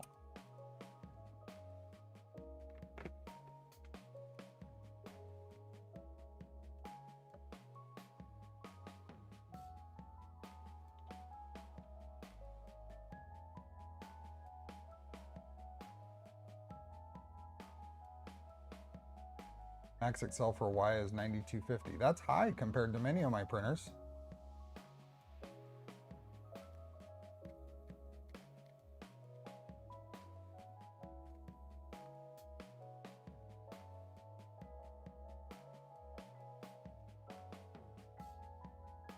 This is, I'm running Calico, Chris. Now you can rerun input and change this SCV value to 9 in the drop-down menu. This allows you to square corner velocity. I'm pretty about with moving this to new triangle labs. Better shake and tune or input shaper, or are they on the same? You get a lot more data with shake and tune. It's all the same. The input shaper is what it's doing, but you get a lot more data with the shake and tune.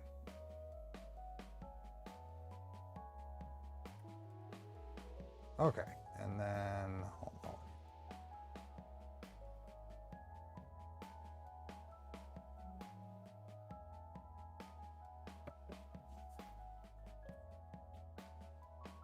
Okay, so if I go, you're saying now you can rerun input. So I want to rerun this one. Is this the one? Change the SCV value to 9. Is that what I want to do right there? And run this? And send. Okay.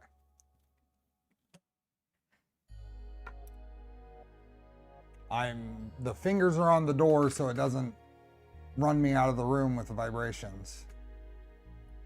If you ever get bored, I've spent months now working on trying to figure out a problem neither myself nor anyone else has managed to figure it out. I never get bored. That's... I do get bored, but I never run out of things to do. Excel goes below 9,000, you reduce square corner velocity to the new Excel divided by 1,000. Oh, I see. I see. If the resultant recommended acceleration on Y dips below what we were getting before, then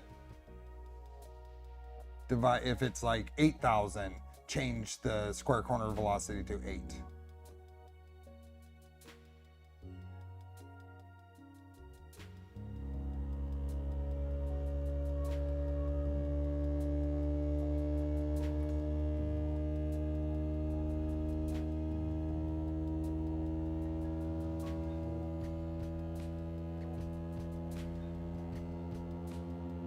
Someone should teach a class on that. I don't know who, but someone should really teach a class. It might, JS. I'll have to rerun all of this, but for the purposes of right now, I don't want to deal with this sitting here vibrating.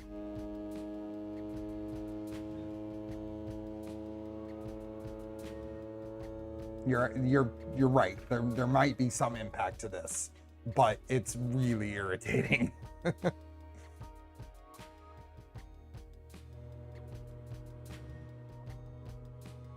I'm really pleased with the color combo on this too.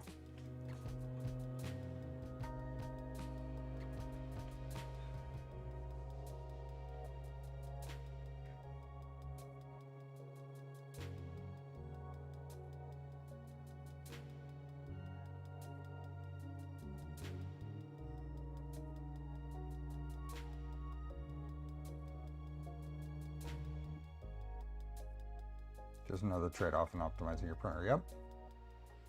Okay, so X is done.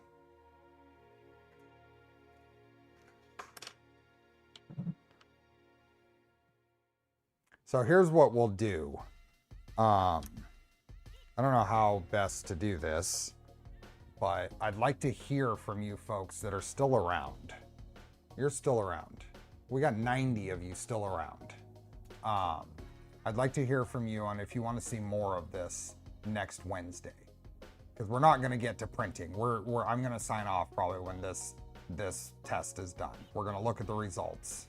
But we did get it installed. We did some starting on the tuning. But I can either find something, either do nothing next Wednesday or work on this some more, which will just be doing some more tuning and getting it to print, or I'll find if I have something else to throw in. So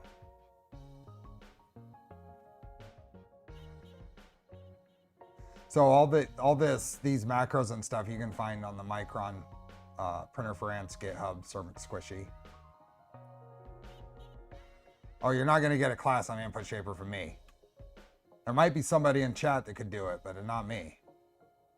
Tune and print would be cool. Okay, we'll plan on that. Coming back from 3D Printopia, we'll plan on next Wednesday playing with this printer some more then. So it'll be more, I don't know if Reth is gonna be around. You don't be obligated, Reth, but if you're around, it'd be nice. And then we'll get into some pressure advance tuning and stuff. Do I have a new maker chip? No, I've got the same, this one.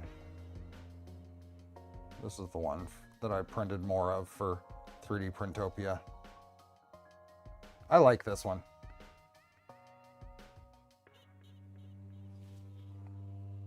Hey, Ella. Good morning.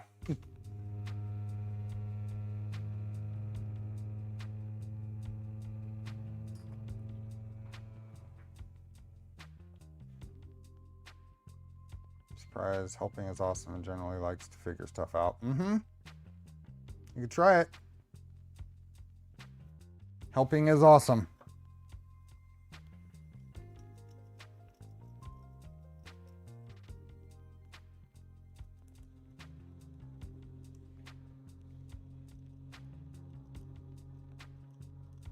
I'll just video it and have Reth tune the printers.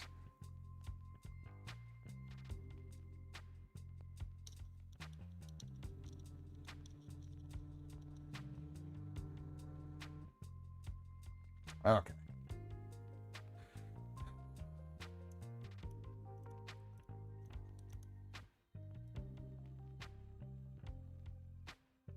This is a PPACF part.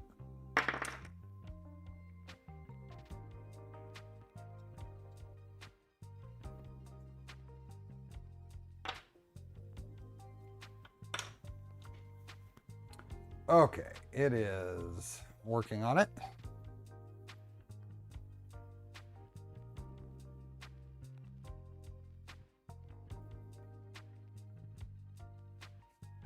Okay.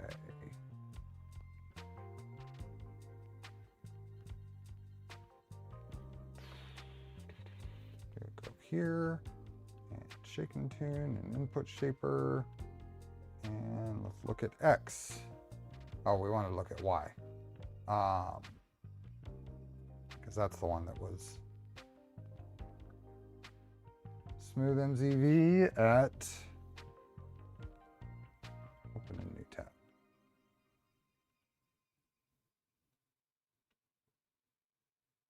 At 9,100. What was it before? What was it before?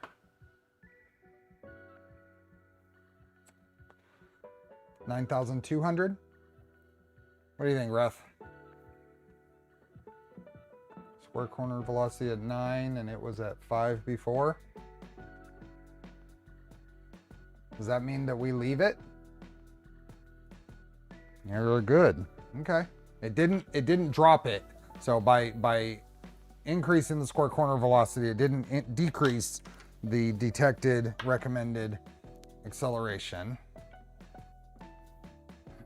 Okay, it would leave it. Perfect.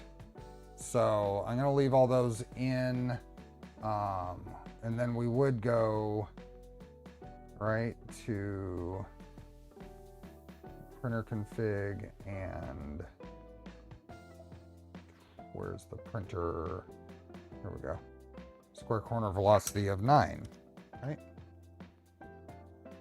It dropped it by 130, right? Just save that. They have one going to Printopia. Formbot reached out to ask about making a kit too. Fun.